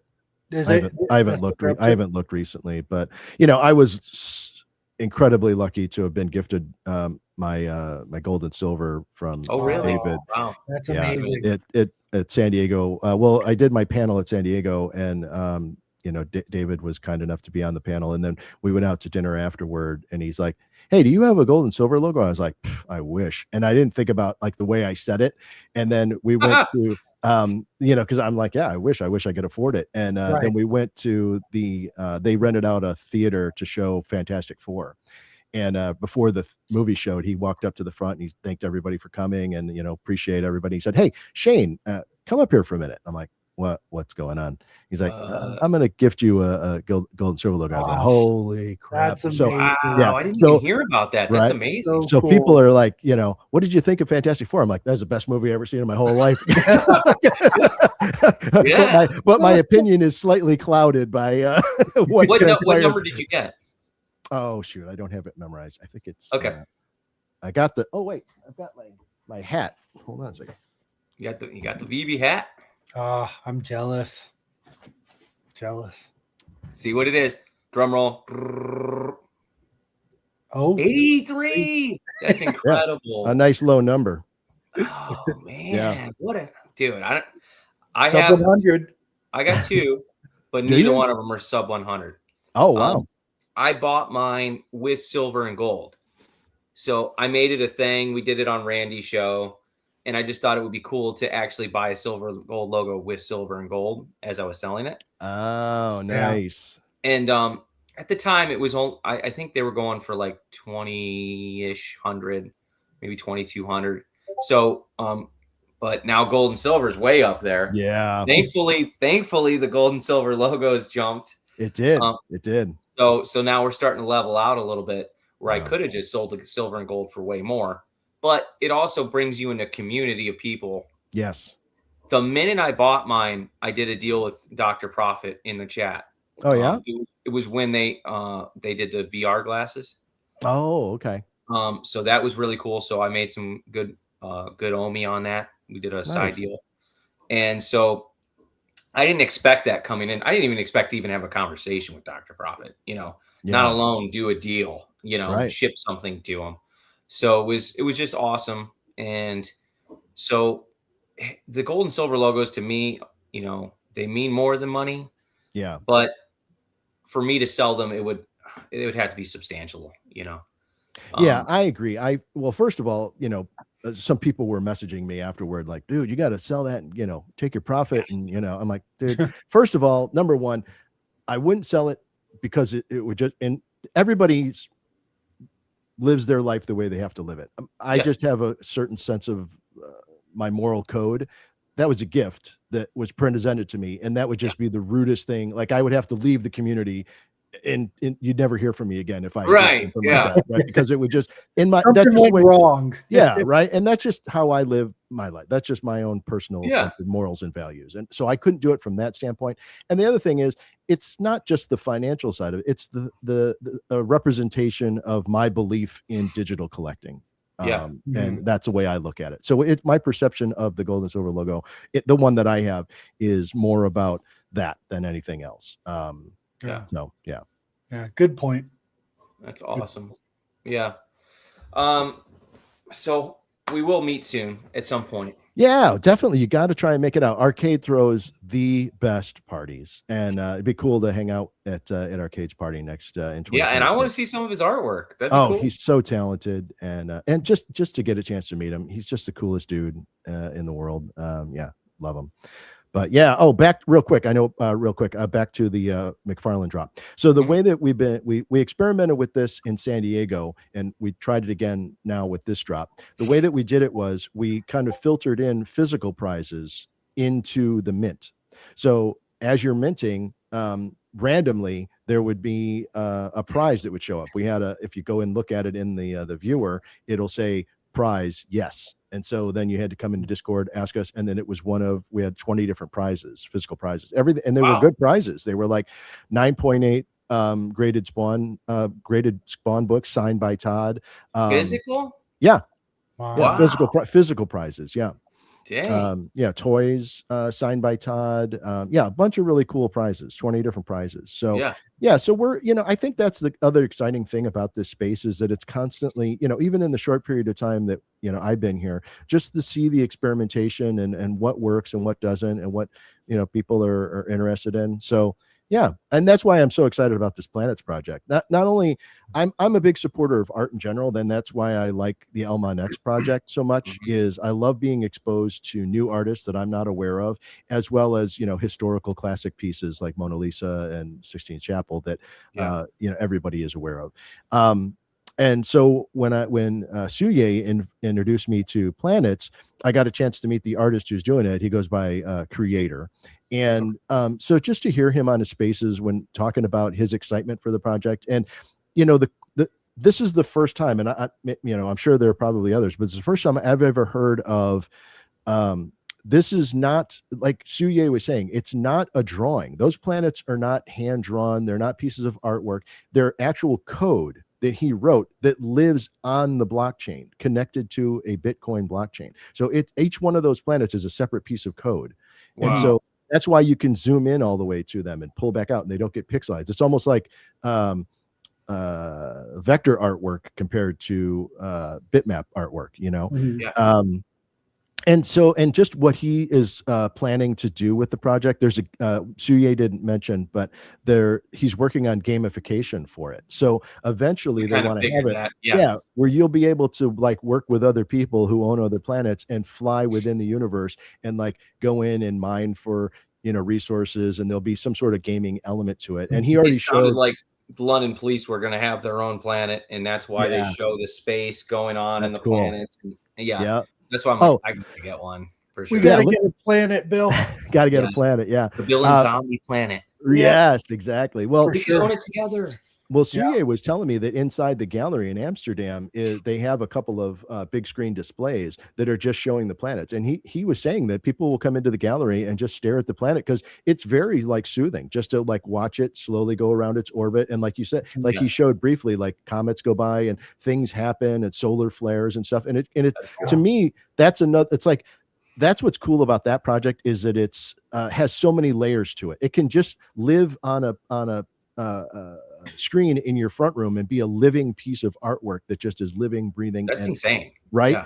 And then to add in this gaming element to it, and then be able to name it. Like I could go into one of my planets and call it, the Video Shane planet, or whatever I want to do. And now that he's dropping these aliens, he's already shown that his next thing he wants to do is you'll be able to have your aliens live on your planets and be connected. And you just won one, right? Yeah, I did just win one. Yeah. I've been buying 2 or 3 of them every couple of days just because I really believe in Creator and want to support him as an artist. And that's the other thing that part of this Web3 connection. Like prior to this, if I found an artist that I liked, whoever it was, right, I would go and buy a piece of artwork, whether it's at a gallery or somewhere else. And that would be I wouldn't have a connection to the artist. With Web3, the thing that's exciting to me is I talk to Creator in Discord. I have private messages with that person. And I feel like I have a connection to that person. And he knows who I am. And like he's also changed it up now. He added like a point system essentially to be able to say where people are at, how many planets they have and how many aliens they have. And then you get points. And then eventually those points will be used for exclusive access to other things. Like SUYE was showing some of those planets that are minted that are like kind of exclusive planets that he's going to gift. So fingers crossed, that I'd be able to get a special planet. But yeah, it's super cool. I saw on the website, they had like aliens in a tube or something. What is that about? Okay, so that was so once again, it's a matter of being connected and being part of the community. And I'm in that Discord channel every single day. And he was talking about, I want to release aliens at some point. And so what he did is he did a mint of only 100 that were in that test tube as a test to see how it would work and how the whole thing would play out. And so smart. It lasted for 15 minutes and they were all gone, all 100 of them. And so I picked up 2 of those. Then he did it a second time for a second test. So it's called the Arrival, and there's the Arrival Part 2. And so I have 2 of those as well. And then I've been buying, aliens like. You're making me FOMO right now. I gotta get a planet. I can't wait to see the game. Am I buying one on stream? Is that what I'm doing right now? And it's connected to Bitcoin, which is super cool. It is very cool. Yeah. And once again, that's another reason why I like being part of so many of these projects is it's educating me. I like learning about new stuff. And I was unaware of NFTs being on Bitcoin blockchain, and SUYE, like I said, introduced me to it. And I was like, oh, this is interesting. And it forced me to learn about, getting a different wallet that can handle that and how those transactions. So where do you what kind of wallet do you store a Bitcoin planet on? Yeah, I use Xverse. Xverse. Okay, I've never heard of that. Yeah, neither had I prior to Planets. So it's fully Web3. It's not like it's stored on their web. Exactly. Yeah, it's fully Web3. Yeah, fully Web3. Yeah. Are you familiar with CryptoKitties at all? I've heard of them. Yeah. Okay. So CryptoKitties is an old school project. It's been around for a very long time. And actually the people that run that are the same people that run Disney Pinnacle, surprisingly enough. Okay. Wow. Yeah, there's like a weird connection. Yeah, the same owners started that. Anyway, CryptoKitties has a little tiny like pixel-based game that I've been playing for a couple of years now. And so you just pull it up on your phone and it's really silly. There's a giant egg in the middle of the screen and you have to rub the egg to release Zen. And then these little kitty heads bounce around. It's silly, but anyway, but it's all very pixelized, like old school, like, Nintendo style artwork. Yes, and, like 8-bit or something. 8-bit, 100%. Yeah. And so Creator was talking in Discord about that's the style he's going to go for the game for the planets. Which is cool to me, I think. And so I'm just excited. I'm here for the ride. Like to me, this is all like a big roller coaster and I paid my money and I'm just here for the ride. I want to see where this all goes. Well, and then 2100 is like an homage to Bitcoin itself, right? Because there's 2,100,000 or something like that. That's true. Yeah. So even though there's not, so much of it's been lost, who knows how much, but yeah. Yeah, it was funny that I was listening to Creator and SUYE were having a thing on X a week or two ago, and I was in the audience, and he's like, "Yeah, I was playing." SUYE was talking about how he was like just tooling around the universe, and he's like, "And I didn't have a ship available, so I jumped on Shane's spaceship and I drove that around town." I'm like, cool. You're take my spaceship for a ride around the universe." You're like, I got to get fees for that. Yeah, right. Like, am I renting this out? What's going on? I hope I got a 5-star rating for. That's amazing. Right? Yeah. Wow. So, what brought you into McFarlane? Like, how did you get involved with them? So the thing with, so I got involved, like I said, with Vivi, and I got in right when the Golden Moments was happening. And as you guys are fully aware, it was just bananas at that time. Like you could, like there was that whole thing of like trying to hit it as fast as you possibly could. And I couldn't land hardly anything. And it was becoming really frustrating. I hate losing, over and over and over again. It makes it not very fun. I had like 15 drops in a row I didn't hit. Yeah, exactly. It was ridiculous. And so that made me seek out other projects. And unfortunately, I got roped into Recur. Yeah, I know. And yeah, I know. And I'm not alone. There's many of us. We should have like a t-shirt that says, Recur Survivors Club or something. But I bought into their whole key access thing and whatever that the colorful ring that they sold. And it was like, oh, you'll be able to guaranteed access to all of our drops. And we've got all this IP. And so I was like, oh, that sounds great. I can just, actually win for once. Right. Of course, we know we're recur went. But it was soon after that I discovered bat cowls, and I bought a couple of those. And then it was soon after that I've always been a fan of Todd McFarlane. I started my collecting journey as a comic book collector from when I was like a kid, and so I've always known about Todd, and I've collected his physical toys. And then when they made their announcement, I was like, I'm all in. And it was one of those things where you had to buy a bunch of physical product in order to get the digital stuff. So I ham in on it. And so I was in Discord, like, when's the next drop? What are we doing next? Let's, keep it. And so after a little bit, they were like, hey, do you want to like help out? Cause you're here all the time. I'm like, yeah, sure. So I started like volunteering my time in Discord as a Discord moderator. And then, oh, nice. There you go. 2 planets. That's right. BTC forever. Right. So then I it was just a kind of a slow progression. And then as time went along, they've, given me more and more things to do. So I do all of the videos that are released for when we do drops, which is fun. I've got 2 more I just submitted recently for some drops coming up. And those take a little while because they have to go through, a lot of legal approvals before, and it's, you got to change, slightly thing here, move this logo over here and whatever. But so I got to get those done early. And then I do all the artwork for the POAPs that we drop during the trivia nights. And then I host the trivia nights usually once or twice a month as well. And then I still do moderating Discord with the comic guy. Nice. And still are active in all the other communities. I know. It's so crazy. Right? I don't sleep a lot. How do we do very it? Busy. So only speaking for yourself, being involved in the McFarlane project. Yeah. Do you see that happening where McFarlane comes over to VV and does something as a collab, or do you see them just always being separate now? Like, because McFarlane's so iconic with VV.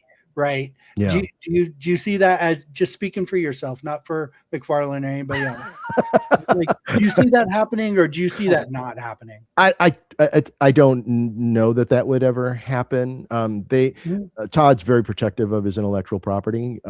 So I just don't.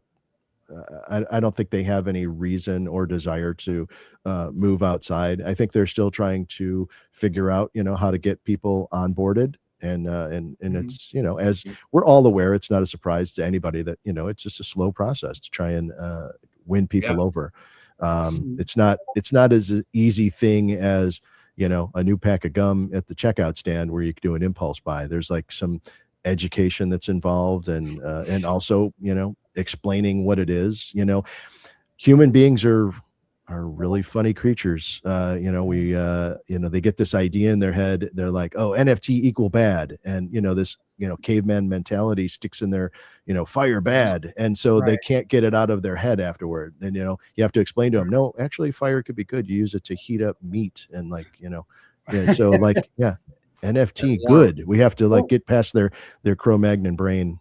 Right. Well, the excitement that would build, like just the coming together again, right? Like almost a reunion type of aspect to that. And that's why I brought it up, because I don't see it as a negative for both parties, bridging that again. And I don't know. I've always fantasized of maybe a release would happen and vice versa, VV, being involved with McFarlane in some sort of way, a toy drop or something like that. I don't know.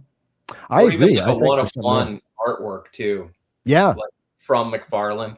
He could always do like his own drop. Right. Oh my God. Where it's just his and he's getting paid as the artist, Oh, it would, yeah. Blow up. Well, they did do a one-of-one artwork already of Todd's. I don't know if you're familiar with that, what happened with that. But it wasn't his, right? Wasn't it somebody else was getting paid on that, or no? No, this is original piece of his artwork. Oh, really? Okay. Yeah. So are you familiar with Drip? No, I don't think so. Drip drops from Cardano. Once again, my I'm spread all over the place. I haven't heard of so Drip is a very interesting project. And so Todd has been releasing the covers to every Spawn issue every week for the past year and a half. I think they're up to issue, whatever it is, 64 or so. I can't remember. Okay. But the very on drip. Yeah. Okay. And it's super cheap. They're like, yeah. pennies or $1 or whatever. They're wow. cheap. Yeah. And they have 3 different rarities of each cover. There's like a black and white version. There's what they call I can't remember. And do you get the comic as well, or is it just the page? Just the cover, just the cover. And part of that, I think part of that has to do with the legalities of like ownership through Image Comics and stuff like that. So I don't know all the details of that, but the very first one they did, the first issue, they did a scan of his artwork of that first cover, and there's only one of them, and it went for multiple thousands of dollars on drip. Yeah. But it lives in your Phantom wallet. Okay. Yeah. Interesting. That was through their the people that run Oddkey helped facilitate the drip. So how does that link back to Vivi? You said there was a 1 of 1. Oh, you guys were talking about 1 of 1s, and I just brought up there was this other 1 of 1. Oh, on drip. Yeah. Okay. Just not on Vivi. It was on drip. I thought I missed something. I was like, wait, there was McFarlane on Vivi. It happened, and I missed it. Yeah. Drip too? Okay. What's that? Are you involved in drip too? Yeah. Oh man. So you guys, you're like in some projects, man. Oh, I'm all over the place. Yeah. I've got, the battle scars to prove it. I've been part of, like I said, Recur. I got burned on that. I was part of HRO. I got, I'm not even going to say I was burned on that because I got out in time and was able to pull my money out and moved it into another project. So people say that they rugged. I think that HRO did it in the most professional way that I've seen of any company out there. They let people know months and months in advance. They gave you plenty of time to move your stuff over to another wallet or way to hold your stuff. I have no ill will towards HRO. They just, from a business standpoint, they couldn't make it work. And that happens every single day. How many restaurants do you drive by that open up, hey, we're a new hot dog stand, and 2 weeks later we couldn't make it work? That's one of the reasons why I don't know if you were listening at the time I talked about it on the show, but in the early part of the show, I talked about how I wanted to open a paint store. And, I was thinking about having an art gallery or a graffiti art gallery and maybe have some classes taught there how to spray graffiti art on canvas, as well as have a certain brand paint store. And I've been talking about doing that for like 4 or 5 years, and I've been dragging my feet with it because I wanted it to be the right timing of things. Yeah. Because I don't want to open something and then just have to close up shop because, you're not expecting certain things to happen. And that just reminds me of that it's got to be the right time. You got to really know what you're doing in the business. Yeah. And so many companies are folding up that is true. And there's no guarantees, right? People can launch something with the best intentions, all the planning in the world, and things happen, Yeah. Well, here's what I would say. There's never going to be a right time. That's like picking the right time to have a child. You could put it off and think about it. I want to make sure we're financially set. And just if it's me giving advice to Bill, follow your dream, do it.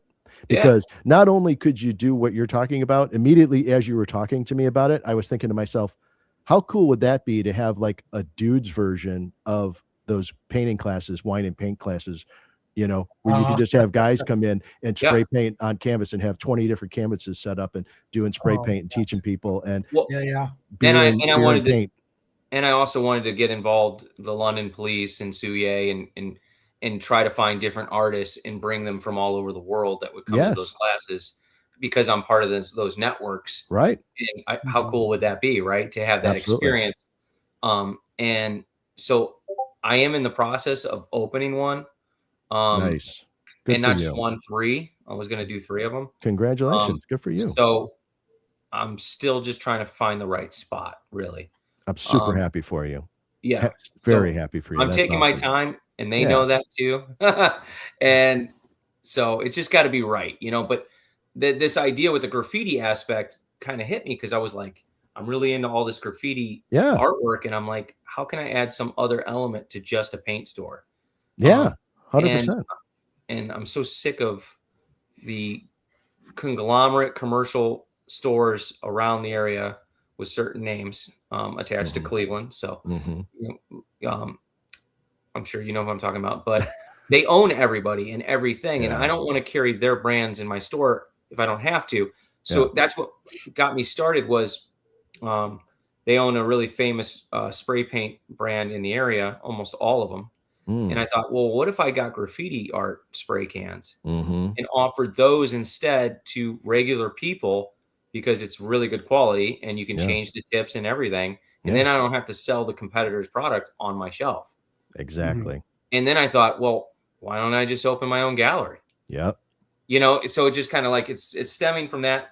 Why don't I open up a cool little area inside the gallery where I can put in like maybe vintage pinball machines and turn it into like a guy hangout, you know, maybe a little bar area or something. Yes, I love it. So I got the gears working. Nice. It's just figuring out what I want to do.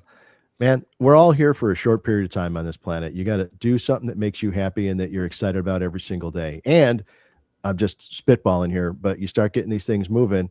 That's a business write-off when you go to Decon and you meet with Arcade and say, hey, I want you to come out and do a showing at my one of my stores. I just found out Arcade did that sort of thing. I'm like, wow, you do what? Yep. Because that made me think. I'm like, well, I got to get some of your artwork. That was in the back of my mind. Yeah. And I kept typing in his chat, hey, let me see your artwork. Let me see your artwork. And he's like, I don't think he was thinking what I was thinking, but those thoughts are there for sure. Excellent. And that's the community aspect of all these projects, right? With like you were saying, Shane, of meeting these people and creating these connections and lifetime friendships, 100%. possibly, right? It's you're buying more than just collectibles or art. You're buying a community and the key to meet a lot of people that you wouldn't have had access to. You know? Oh, 100%. Yeah. I think about that all the time. Like I never would have had a way to meet Dee and Hinano. You know, they're in Hawaii. I've never been to Hawaii. And here I am, you know, and I call them, you know, they're close friends of mine. You know, we talk all the time and, you know, Biggest Bro and, you know, Arcade and, you know, so many and now you know I got a chance to hang out with BE from Informant and his wife the Cobra, you know, and I brought my wife to Decon and you know the four of us hung out a bit and she's super cool and you know it's just great to meet him in person. He's just as fun, you know, off camera as he is on camera and he's already talking about the four of us, you know, meeting up again at Decon next year. It's like I just discovered his show, by the way. I'm like, why did I not know any of these shows existed? Yet I've been in the community forever. Right, you know? Right, yeah. Because I'm watching Randy all the time. You know? Right, yeah. Yeah. Exactly. Yeah, I hear you. But but that's also another thing. Like, okay, so I've been a part of the community for what, 5 years almost, or around there. And I'm just now discovering these other community members. Yeah. How long does it take someone who's in the Web3 realm to discover different projects?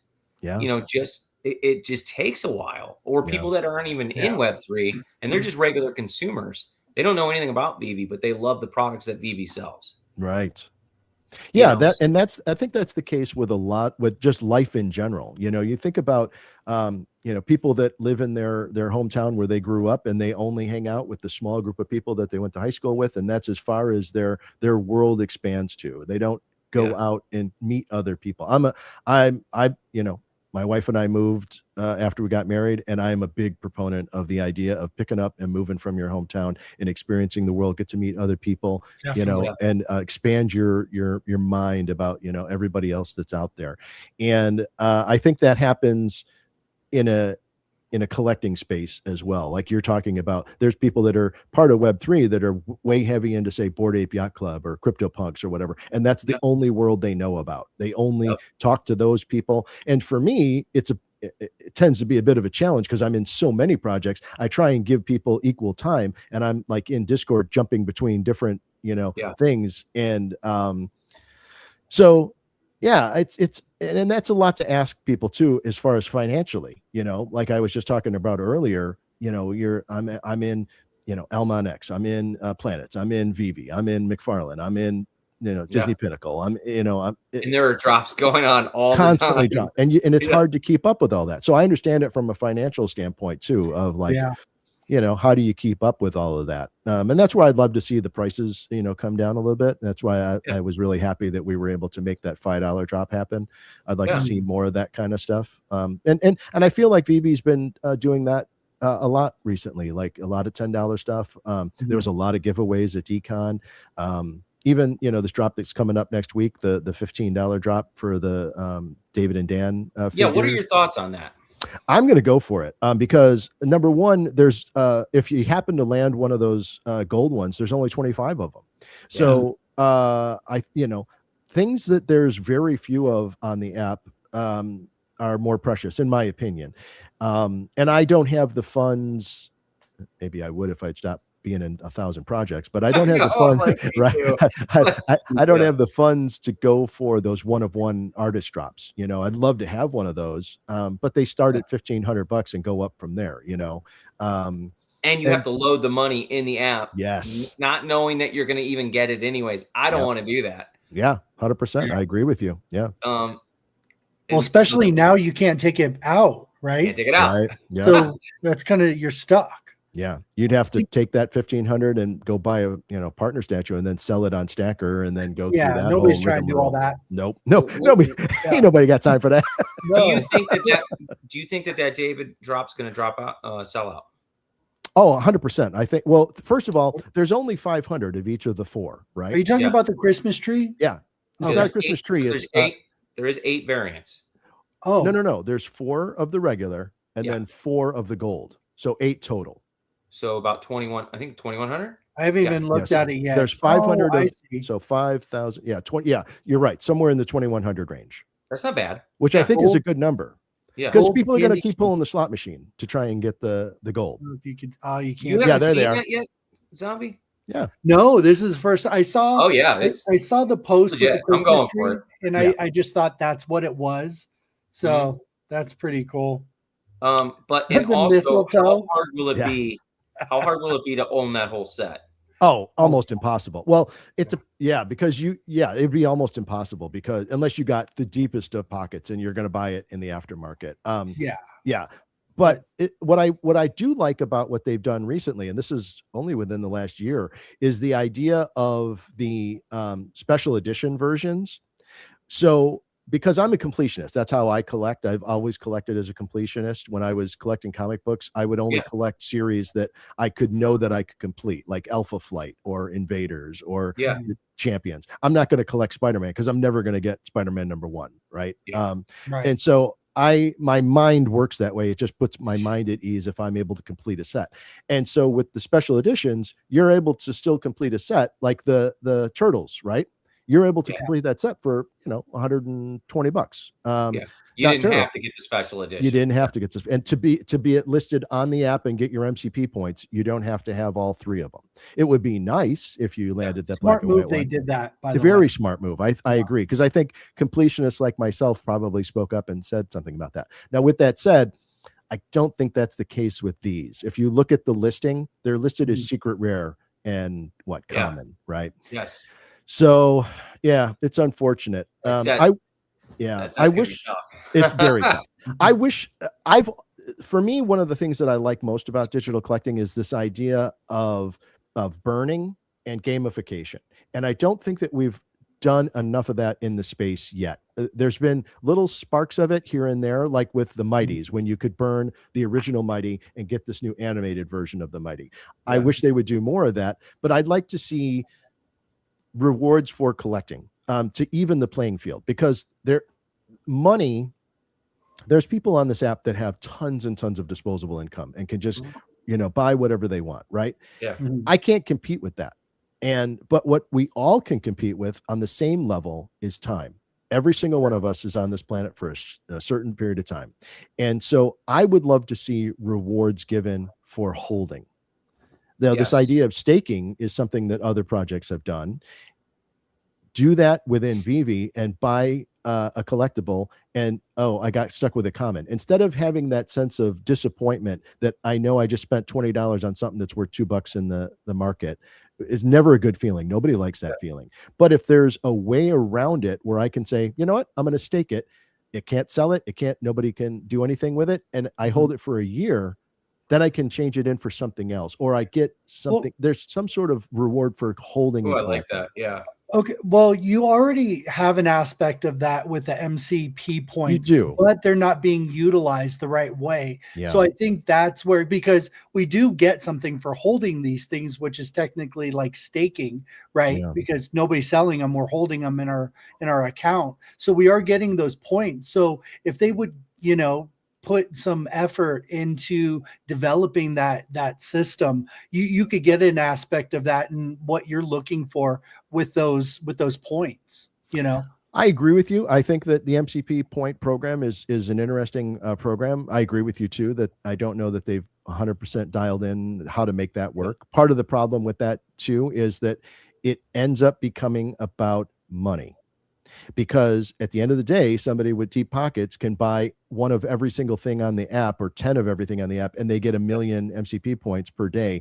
I can't compete with that. And so when they say, oh, we have a new special drop that's just for MCP holders, and if you have 1 million MCP or 10 million MCP, you'll get this exclusive thing. Well, it's out of my reach. Doesn't matter if I'm staking and holding to earn those, because I didn't have enough money to compete. Well, that's why they need to tweak the system, right? Well, I just think they have the points, right? That's true.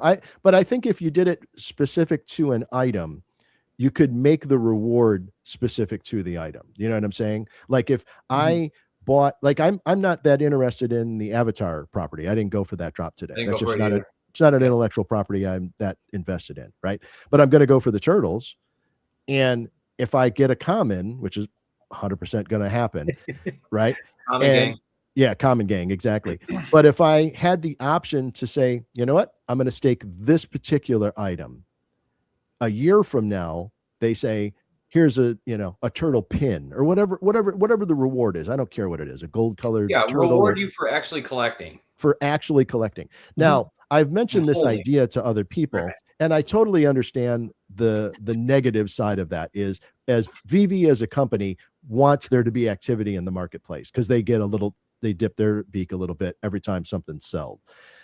So I understand that slows down the marketplace, but I think they make up for it in the fact that they're constantly having drops. And so I think there's something there. And I think that they could really start moving the needle on the comic book drops by doing something with that. Because right now, if you look at the sales of the comic books on Tuesdays, they're not that great. Like there's a ton of books that are in the market that are still there, and there's like 970 of them out of 1,000, right?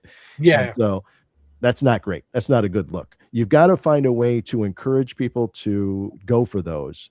And completing it. I think that there's other publishers who have been doing some really interesting things with rewarding people for completing sets, and and it's evidenced by them selling out. Look at Ordained. They gave a reward for if you completed the set, and that wasn't what they give. It was like a poster.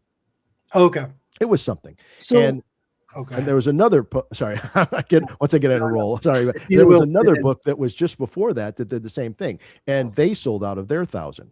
And so I think that there's more ways to play, and I don't think that we've fully as a community done all that you can do with digital collecting. Right now, we're still holding on to the old ideas of the way collecting has been for 100 years. Because really, if you think about it, this idea of the blind box is nothing new. They've been doing that with baseball cards since baseball cards came out 100 and something years ago or whatever. You open up a pack and there's 10 cards that are useless, and you're hoping for the Mickey Mantle or whatever. Right. So yeah, the idea of burning, I also think I've always thought this would be really, really cool, is the idea that you have an ongoing burning mechanism and show the numbers on screen as the burning is happening in real time. So, and have it be where all the rarities are like at 100 or whatever, or 200. But you have to be able to, they kind of experimented this with a little bit ago, where they were doing those where you had to burn to get to the next one. The problem I had with the solution they came up with was they did like 8,000 of the common. And so it didn't matter. You could burn 90% of them and it wouldn't have any impact on the market. Have them all be a low number. And then all of a sudden, as people are burning, they'd be sitting there going, whoa, hold on a minute. Now there's only 10 of those commons left. Yep. Now all of a sudden that becomes the secret rare. And it Yeah, comes that becomes there's secret rare. gamification of it that we haven't even started experimenting with. Right. I see that aspect working, but I really see the bigger picture problem here is we don't have enough people in the app, right? 100%. Because we're cannibalizing each other, Yeah. right? We only have a certain amount of funds, and we've all been, putting them elsewhere. Yeah. And even though I like this, I like that, I can't do anything. And even if I wanted to sell some pieces, that takes too long now. Before, if I wanted to move over into another IP, I would sell an item and then move over. Now there's not even that aspect. Yeah. So, have you ever seen the meme where there's a cow and there's somebody milking the cow and it's drained and it's shriveled up and it's skinny because you can't get any more milk out of it? Not that that's what's happening, but really, realistically, that is what has happened, at least to me. I'm going to speak for myself. I have no more money to put in, right? And I still love the things and love the items, but I have to pick and choose what I can get into and not get into now. Not just if I like it or not, whether or not my budget allows for it or not. So with more people coming into the project, now I can move a couple pieces, right? And get some things that I had my eye on, but without that liquidity aspect, we're all just trading each other, kind of, right? I 100% agree with what you're saying. You're absolutely correct. And I don't know, you said you just discovered Informant's show. Real quick too. And on top of that, there's new collectibles dropping every week. Yes. And on top of that. Yeah. On top of that, and that's because they're a business. They have employees now and they have to, pay the bills and pay them. And I totally get it. At what point does that get exhausted even at that point? Because you're saying these new comics aren't selling out, right? Yeah. That's going to show up with the collectibles. I'm sure, with the adjustments of numbers, that's the reason, obviously. Yeah. So we need an influx of users. That's just bottom line. I agree with you. And if you listen to the interview that Informant just did the other day with David, he talks about wanting to get the next million people into the app. I don't know how you do that. That seems. He said gaming, right? He said gaming is part of it. He said Fortnite. No, I'm kidding. Yeah, he said Fortnite. What? I heard Fortnite when he said it. I have selective hearing, though. You're right. Yeah, I think I think there's something to be said for gaming. It's one of those things too where this space, none of us knows what the magic thing is going to be, right? And just like with anything in collectibles, like you think about I spent a lot of time on the show floor at San Diego Comic-Con. And I do that every year. Do you know how many things look exactly like Labubu? Probably 200 of them. They all, and so why did Labubu pop off? It's because some celebrity had it on a purse and somebody got a picture of it, and I got to have that. Yep. Right. We haven't had that moment to set off digital collecting. So I don't know. I don't know what's going to take. I don't know if gaming might be it. It very well could be. I thought for sure comics was going to be it, to be honest with you. I thought, especially during the time when Diamond Distributing was circling the drain and people weren't able to get their books at the store, they should have pounced on that and put up, posters everywhere they possibly could. You can still get your comics day and date right now, digitally. But, as soon as you say digitally, there's just so much of the population that their brain just shuts off. Oh, that's a scam. And which is weird is because Marvel had the whole digital club thing anyways. That's what blows my mind all the time. Like, oh, wait a minute. This is by Marvel and I just keep paying them every single month, but I never own it. Cool. I love that idea. But wait, you're saying I could buy it and own it and sell it in the marketplace? No, that sounds like a scam. I don't want anything to do with that. What? Right. What is wrong with human beings? I don't understand. It's frustrating. Well, it's the lack of education. Yes. They got indoctrinated by a narrative. Yes, right? they did. And it was put out there and it didn't help with rug pulls. It didn't help with, crypto scams. Yep. And it all got balled into one freaking thing. Yeah. And to separate that is very hard because people, they hear something a few times and it's what it is until their mind is changed. Yep. Right. I agree with you. Yeah. And whenever I hear that to them, and they're like, "Oh, that NFT or crypto, all that stuff's a scam," I'm like, I guess you've never heard of Bernie Madoff. He did that with dollar bills. You can scam people 100 different ways. The technology is not the thing that hurts you. That's that meme. I got into this scam token last year, and it's the US dollar. Yeah. I lost half my value. It's been losing value for decades. Right. Like, that's the biggest scam right there.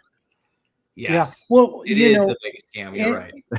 In a way, for people like us, we have to see it as a blessing, right? Yeah. Where we can get our hands on things that we shouldn't get our hands on. Yes. I just got the number 42. I just say this all the time. I just got the number 42 C3PO Golden Moments. Nice. And I should never have gotten that piece. I never should have been able to see that piece, right? But I was in a position and I made some moves and I secured that, and that's going to be in my collection for a while. But when this started, there was no way I was going to see that piece, and that was with a few 100,000 people, maybe. Yeah. Like, can you imagine when people are actually in here and it's like legit, and people like see the value and put their hard-earned money into in the space. It's going to be crazy. I 100% agree. Like I said, I believe in digital collecting. This is the future of collecting. I wouldn't put my face out there. I wouldn't go do panels at these conventions and open myself up to ridicule if I didn't full-heartedly believe that digital collecting is the future of collecting. Yeah. And I agree 100% with your sentiment that these comics that are dropping on Vivi, as soon as the comic book people realize, hey, I don't have to go to the comic book shop every week. I could just buy these digitally and I can resell them in the market if I want to. I don't have to send them off to CGC to be graded if I want to sell them. I don't have to go through an auction house. I don't have to take a risk of selling it on eBay when I want to sell my collection. All the benefits that come with digital collecting. And when the narrative finally hits and people in the comic book community realize it and they go, wait a minute, there's only 1,000 of these books and they've been coming out for the past 2 years. And that means there's only 40 of the secret rare one. Wait, what? People buy these and people buy these. People purchase these things. They transact just like my physical, 100%. Well, that's the reason why I bought those Michelangelo pieces today.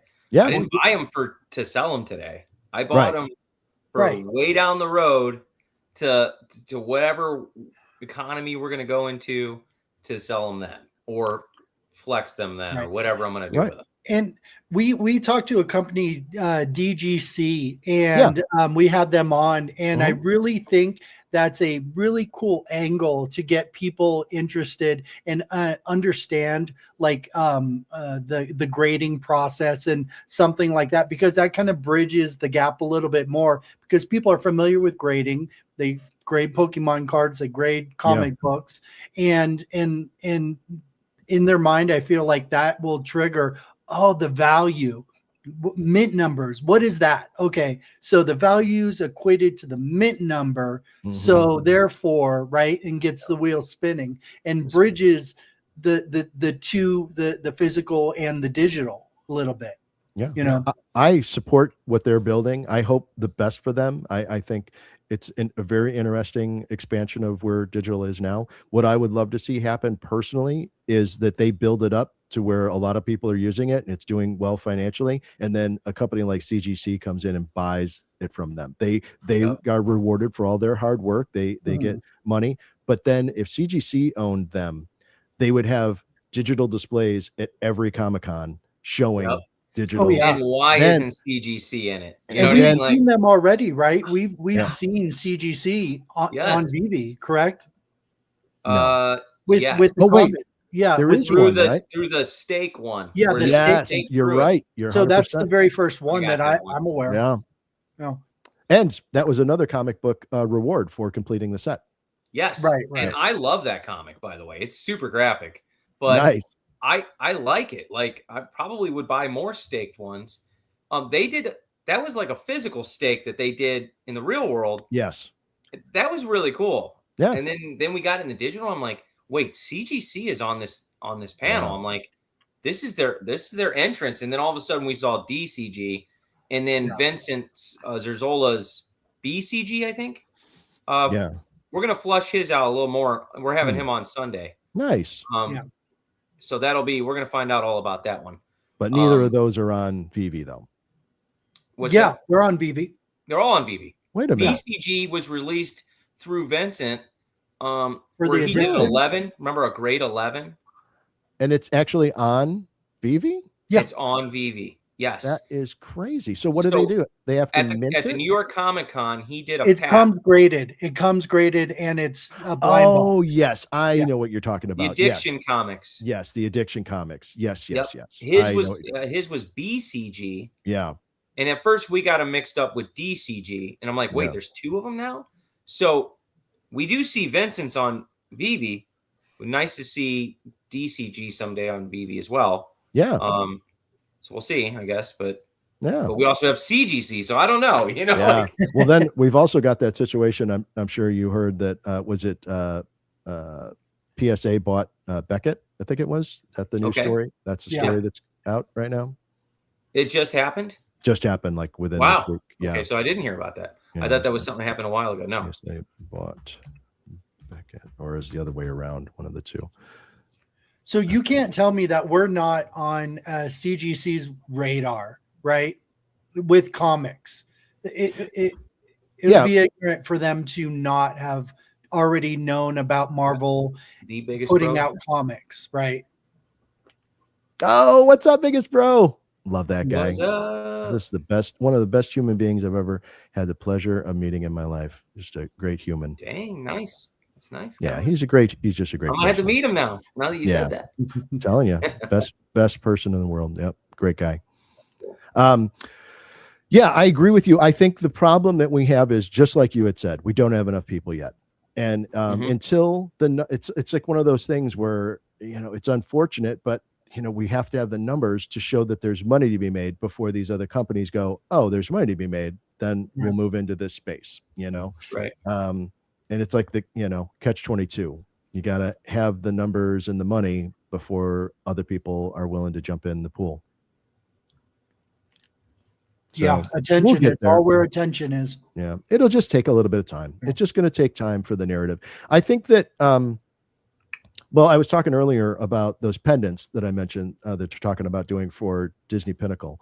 I think you had alluded to this earlier in the conversation about where things could be potentially moving for AR, and I think that with the Meta glasses, they're becoming very acceptable. And you think about it in terms of, I was just having a conversation with a buddy at lunch today about this.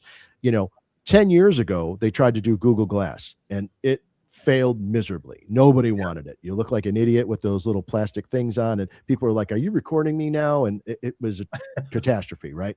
But now here we are a decade later, the exact same technology, nothing's changed. It just looks cooler because they're in Ray-Ban glasses. And now when you see people with them, you're like, oh, that's cool. You got those? What do you, tell me about them. How do you like using it? And it's a conversation starter. Yeah. And Google is getting ready to come out with another set of glasses now that they've seen the success that Meta had with that. And so as that becomes more of a thing, just like you're talking about, Bill, the idea of geolocating your collectibles, you put them, all of a sudden, when you walk into my house, there'll be nothing on the walls. But when you walk in with your AR glasses, they're all geolocated. All of my Elmon X artwork is all over the place, and you can see it when you've got your glasses on, right? And that can, think about how that extrapolates to other things, right? It's like a Snapchat filter. If everybody's wearing glasses and I want you to perceive me as wearing a tuxedo all the time and the coolest looking Jordans that's ever been created, that's how you'll perceive me through the glasses, right? And so then all of a sudden the idea of digital ownership for digital clothing could become a thing and might take off. Maybe that's a popular thing. And then all of a sudden when people go to take their glasses off, you're like, whoa. I'm wearing pajamas and I look like crap. Don't take your glasses off. Just this is how I look. Trust me. Keep those on. Yeah, well, right. You know where that goes? It goes into cornea replacement. Yes, exactly. And it's built in because you don't want to wear glasses all the time, right? Right. I agree. Yeah. I hear you. Yeah. who knows? Like I said, none of us know exactly where this is going. I'm just excited to be here for the ride. I'm excited. I'm happy with what I've learned and all the people that I've met. And even though I lost with a few projects, it's a learning. It's a learning. Yeah, exactly. And I even though I lost with Starbucks, I had a great time when I was in that Starbucks project. It was a great project. I got like a month's worth of free drinks. It was friggin' awesome. Starbucks was a fantastic project. I'm disappointed that Nike swoosh took a dump. That had the potential to be something cool, but that was an actual rug pull. That one, they just disappeared. Wow, Nike did? Oh yeah, Nike swoosh. Yeah. Yeah. Wow. I can still take my shoes off, I guess, and move them to a wallet, but they're the equivalent of my Recur stuff. They're worth pennies. Yeah. Once now, can you take those items and put them in Ready Player Me though? Like not that I'm aware of. Figures? No, I think those kind of things require it to be set up for that, which is what I like about the Cryptoids project. I think it's exciting that they have their stuff all rigged and ready, game ready. Every single one of their pieces is game ready. So that's what's exciting about that. Are you in Earth 2? I'm not in Earth 2. Mostly because, and this more comes down to me as a human being and my terrible investment strategies. I should start my own YouTube channel called Follow Me for More Terrible Financial Advice. For strong learning lessons. Right. Yeah. Just whatever I say, don't do the opposite. But for me, just buying land isn't that exciting. It's like I should have all the money I've put into all these different projects. I should have been buying Bitcoin like crazy, and I would have had a full Bitcoin by now if I would have done it the right way. But buying cryptocurrency just isn't like exciting for me. Like it doesn't like I look at it in my wallet. Like what I did with Omi, I bought the Ninja Turtle with it. The special edition. I'm like, I like the Michelangelo. I have to have it. Yeah. I like Omi, but it's not as exciting as that. 100%. You're in the same boat as me then. Mm-hmm. Yeah, I like looking at cool things. Well, you're still real. Hanano. Oh my gosh, that's so awesome. I love Hanano. What's up? All my friends are here. You guys are coming in late. We had to throw Shane on for some content. We were trying to get D-Roy on a normal time that we normally do it on. Yeah. And he's like, it'd be 3 a.m. at my time. And I'm like, man. Oh, that ain't gonna work. Nice. It's tough fitting people from around the world, It is. Yeah, I totally agree. I'm gonna pull something up if you guys don't mind. Yeah, go for it. Yeah, do it. Oh, is he gonna put on Erd too? I love this. This is one of my favorite videos. This is in game. Wow. By the way.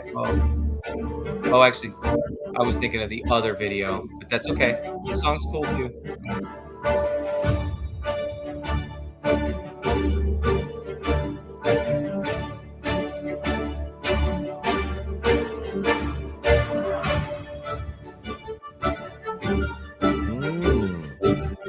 It's the size of a planet. Wow. 1-to-1 scale. And your land generates crypto. Really? And ships, other things, and people, and everything. Resources. And here's what's cool about the crypto. The land, fumes off ether, and the ether can be turned into crypto, right? That crypto is the power engine of this metaverse. Wow. You use that crypto to put in all the robots, the planes, the vehicles, the buildings are ran off of that crypto. And this isn't a video. This is straight up in game. Wow. Yeah. So you can literally become a power broker later. You don't have to play the game at all. You could just rent out electricity for people. Wow. So there's just so many different elements. You know what I mean? That's very cool. And the gas that comes off that you collect as well, called ether, that creates all the life, the people, and the the avatars and probably animals on your property and everything. So it's got a lot of interesting elements. That's loud. Sorry, I should have muted that. So this is the cities that you'll be able to build, buildings and whatever, and walk in and interact. And all those vehicles you see there are all running off the crypto. Wow. All of them. And this is Earth 2. This is Earth 2. It started with, digital plots of land that was just a map box freaking thing that you could buy and, and sell. Yeah, just little squares. And this is what it turned into. Wow. Oh, it's amazing. Like, now they're still developing all this. This is their, so what this is a city area that they have for their testing. And then they have other areas that are testers or testing the whole planet right now. Yeah, they're currently testing now. Yeah. But you'll be able to own apartment complexes and billboards that you can use for advertising and skyscrapers and everything. Yeah, companies are going to buy plots of land and connect their portal. It's a ELP. It's like a domain name almost, where you can go onto Earth 2 and then search up Nike and go to their land that they've developed and hired a developer to build. It won't be GE, it'll be GB, General Bill. It sounds like this is what Futureverse wanted to do. Yep. Yeah. Yeah. So Shane, the guy's name's Shane. Okay. And he's just been plugging away, and it's been about 4 years, 5 years now. He came out the same time Vivi did. And what's crazy is he's in Australia. Okay. That area of the planet, man, they're pumping out stuff. New Zealand and Australia. So we'll see where it goes, but I'm pretty big in it. Thanks and for a lot of that. these people in our community are big into Earth 2 as well. Well, So I'll have to check it out. yeah, I'll send you a plot of land if you're interested. Oh, definitely. That'd be Omi awesome. Island? Yep. I have a special plot for you on Omi Island. Nice. Very cool. Thank you. And Sanjay's there. Oh, Tammy's nice. there. Oh, nice. And Randy, several of people, course. several people. Randy, everybody. Nice. Oh, that's very cool. Thanks for doing that. I appreciate got it, that. bro. Yeah. We appreciate you. Yeah. Just one more project you got to be in. I know, right? That's something else. But you know what it's great about is, so I give you a plot, right? Yeah. And so what we're doing with Tammy right now is every once in a while we have Tammy on the show and we run her through her land and teach her how to develop it and how to use it from someone who's just coming in and has hardly any money. Yeah. And what you could do to get there to the next level, because a lot of people can't come in and spend tons of money on a project. Yeah. Especially on a video game. There'll be opportunities for people to just come in, and if they just play the game for a little bit, they can earn things to then generate their own income. And they'll be quests that they can almost like bounties that they can go get, and that bounty money can then be used for them to generate things. Okay. So yeah. So that's cool. With one plot of land, you can literally hardly spend anything and still be able to exist in the community. Okay. Yeah. And I think that's what Shane was looking for too, because most of the planet, like we said earlier, they can't afford hundreds of dollars of NFTs at all. Yeah. You know, and not especially not even a month, because that's what they make a month. I mean, some people make $5 a day. I know. And so those communities aren't coming into NFTs unless it's free. Unless they can earn their way in. Right. Like Axie Infinity, when they had a lot of people from the Philippines, I believe, working plots and doing things to earn, crypto and Axie Infinity. I see that being something that happens in Earth 2 as well, right? Because there's a low entry point and there's all it is putting a little time, and you can generate income for sure. And right now it's not a lot, but get more people in here and get this developed. It definitely, with a crypto run, I can only imagine where these plots of land and these people that are working in here earning crypto daily will be at. That's crazy. Yeah. Well, cool. And Thanks for Essence introducing is also that to me. Essence the crypto. That's the name of the crypto, ESS. It's Essence. It also just had a halving, and it has a halving cycle so that it keeps getting better and better and better. Nice. And they're at a 10% burn rate right now, I think, or something like that, or maybe 20%. There's burning mechanics. It's freaking crazy. Gosh. Insane how much is being burned. Yeah. Wow. So listen, guys, I can smell dinner cooking. Yep. And so there, husband's here. That guy is so cool. This is another friend of mine. Wow. It's like everybody, all my friends are coming out of the woodwork. Osmond. We appreciate you for coming on the show, man. All right. Thank you for having me on. I appreciate it. It's great talking to you guys. We'll do it again sometime. You too. All right. Take care, everybody. We'll see you later. Right. Later, Shane. All right. Bye. Well, we've got. Well, sorry, I had to plug it. 70 people in here. I had to plug it a little bit because it's hard to talk about it without, visually have seen what it is in essence. So, Absolutely. showing that video holds a lot of weight, I think. Yeah. People see it and they're like, what? This exists? Yeah. That's not a video. That's in game. And every time I see it, I'm like, I do not have enough essence. At all. Freaking essence is so low right now. It's insane. You know what I was doing earlier today? Because I had the day off and I can't do much with my arm. So. Let's see it. Oh, you can't. Let's show it. Or is it bandaged up? No, I took it off now. It's just bruised around here. Oh, yeah. I put a butcher knife through my arm. Not a good thing. But so now the outside's healed, but it's just the muscle's torn on the inside or sliced or whatever you want to call it. So I can feel it vibrate when I move. So crazy. Or even when I go to grab something, it's like my hand detaches. It's called nerves. Dude, it's like, oh. Anyways, I'm going to put a maxi pad on it. It's going to be fun. Sorry, keep going. I'm going to suck it up. So, and that's actually what my wife told me to. Suck it up, Buttercup. She's like, you need me to get you a maxi pad? Oh my gosh. You're lucky I can't hit you right now. No.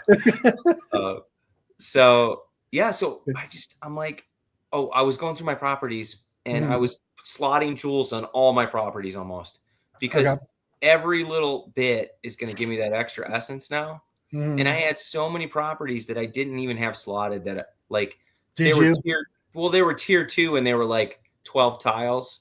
And I'm like, in the past, I'm like, I'm not going to waste my time. Now I'm like, those are only pumping at 88%. Those got to go to 100.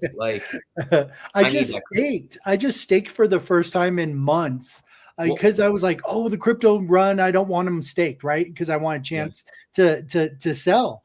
And obviously that's not happening anytime soon. So this is my first time I've staked it for 90 days, everything. Yeah. That's awesome. I blew 50,000 essence, Well, now that you did that, so did you read that article that just came out?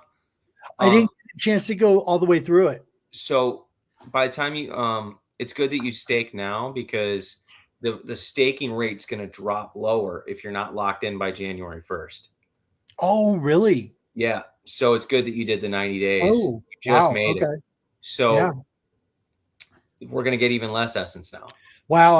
I wish they had a total of how many stakers.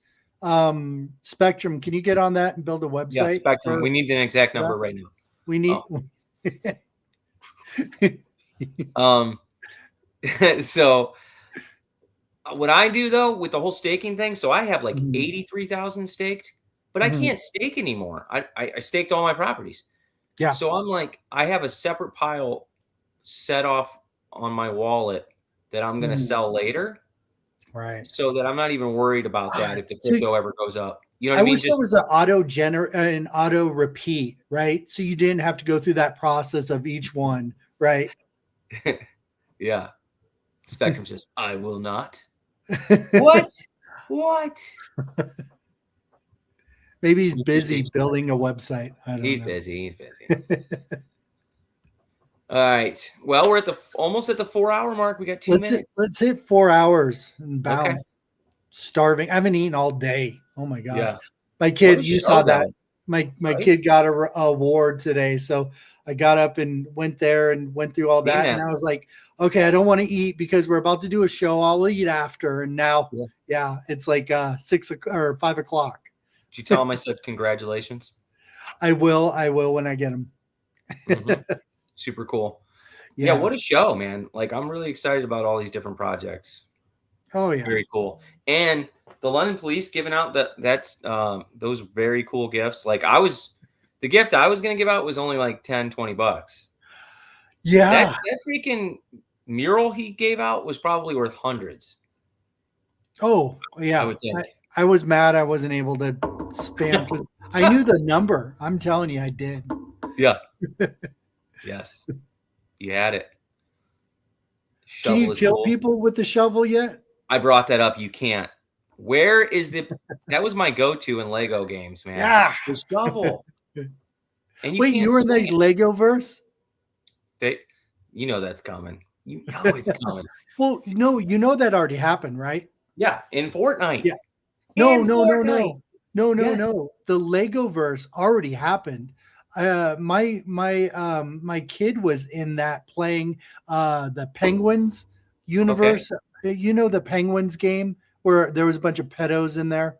Roblox? No, Penguins. Something Penguins, right? And the kids were in that. It was before the Roblox, really. Okay. So they were in this Penguin game, and then they were also in Lego Universe, and it was a full metaverse, right? Okay. You know, where you can build and create and everything. I don't think they still do it, but Penguin Club. There we go. Wait, Spectrum. How do you know that? How do you know that? How do you know? But the Lego also did a Fortnite thing. Yeah, where they built the whole world. Exactly, and they don't put that out enough because I never see videos with kids with people playing with those characters. They're so cool. I'm just waiting for the Fortnite announcement. Fortnite, everything is going to come together. I just know it. Not financial advice, but I got a feeling, and I really don't know at all. But you I know have the inside scoop. Did you ask? My soul man knows, not my brain man. I got a feeling, you know. I got a feeling. Yeah, we'll see. All right, wait the 4-hour mark. We gotta go. Everybody, thanks for viewing and like and subscribe if you're not already. Join us Sunday, Vincent Zerzola at 7 o'clock, I think. EST. Yes. Okay. See you guys. Like that. Yeah. Later, guys. All right. Bye.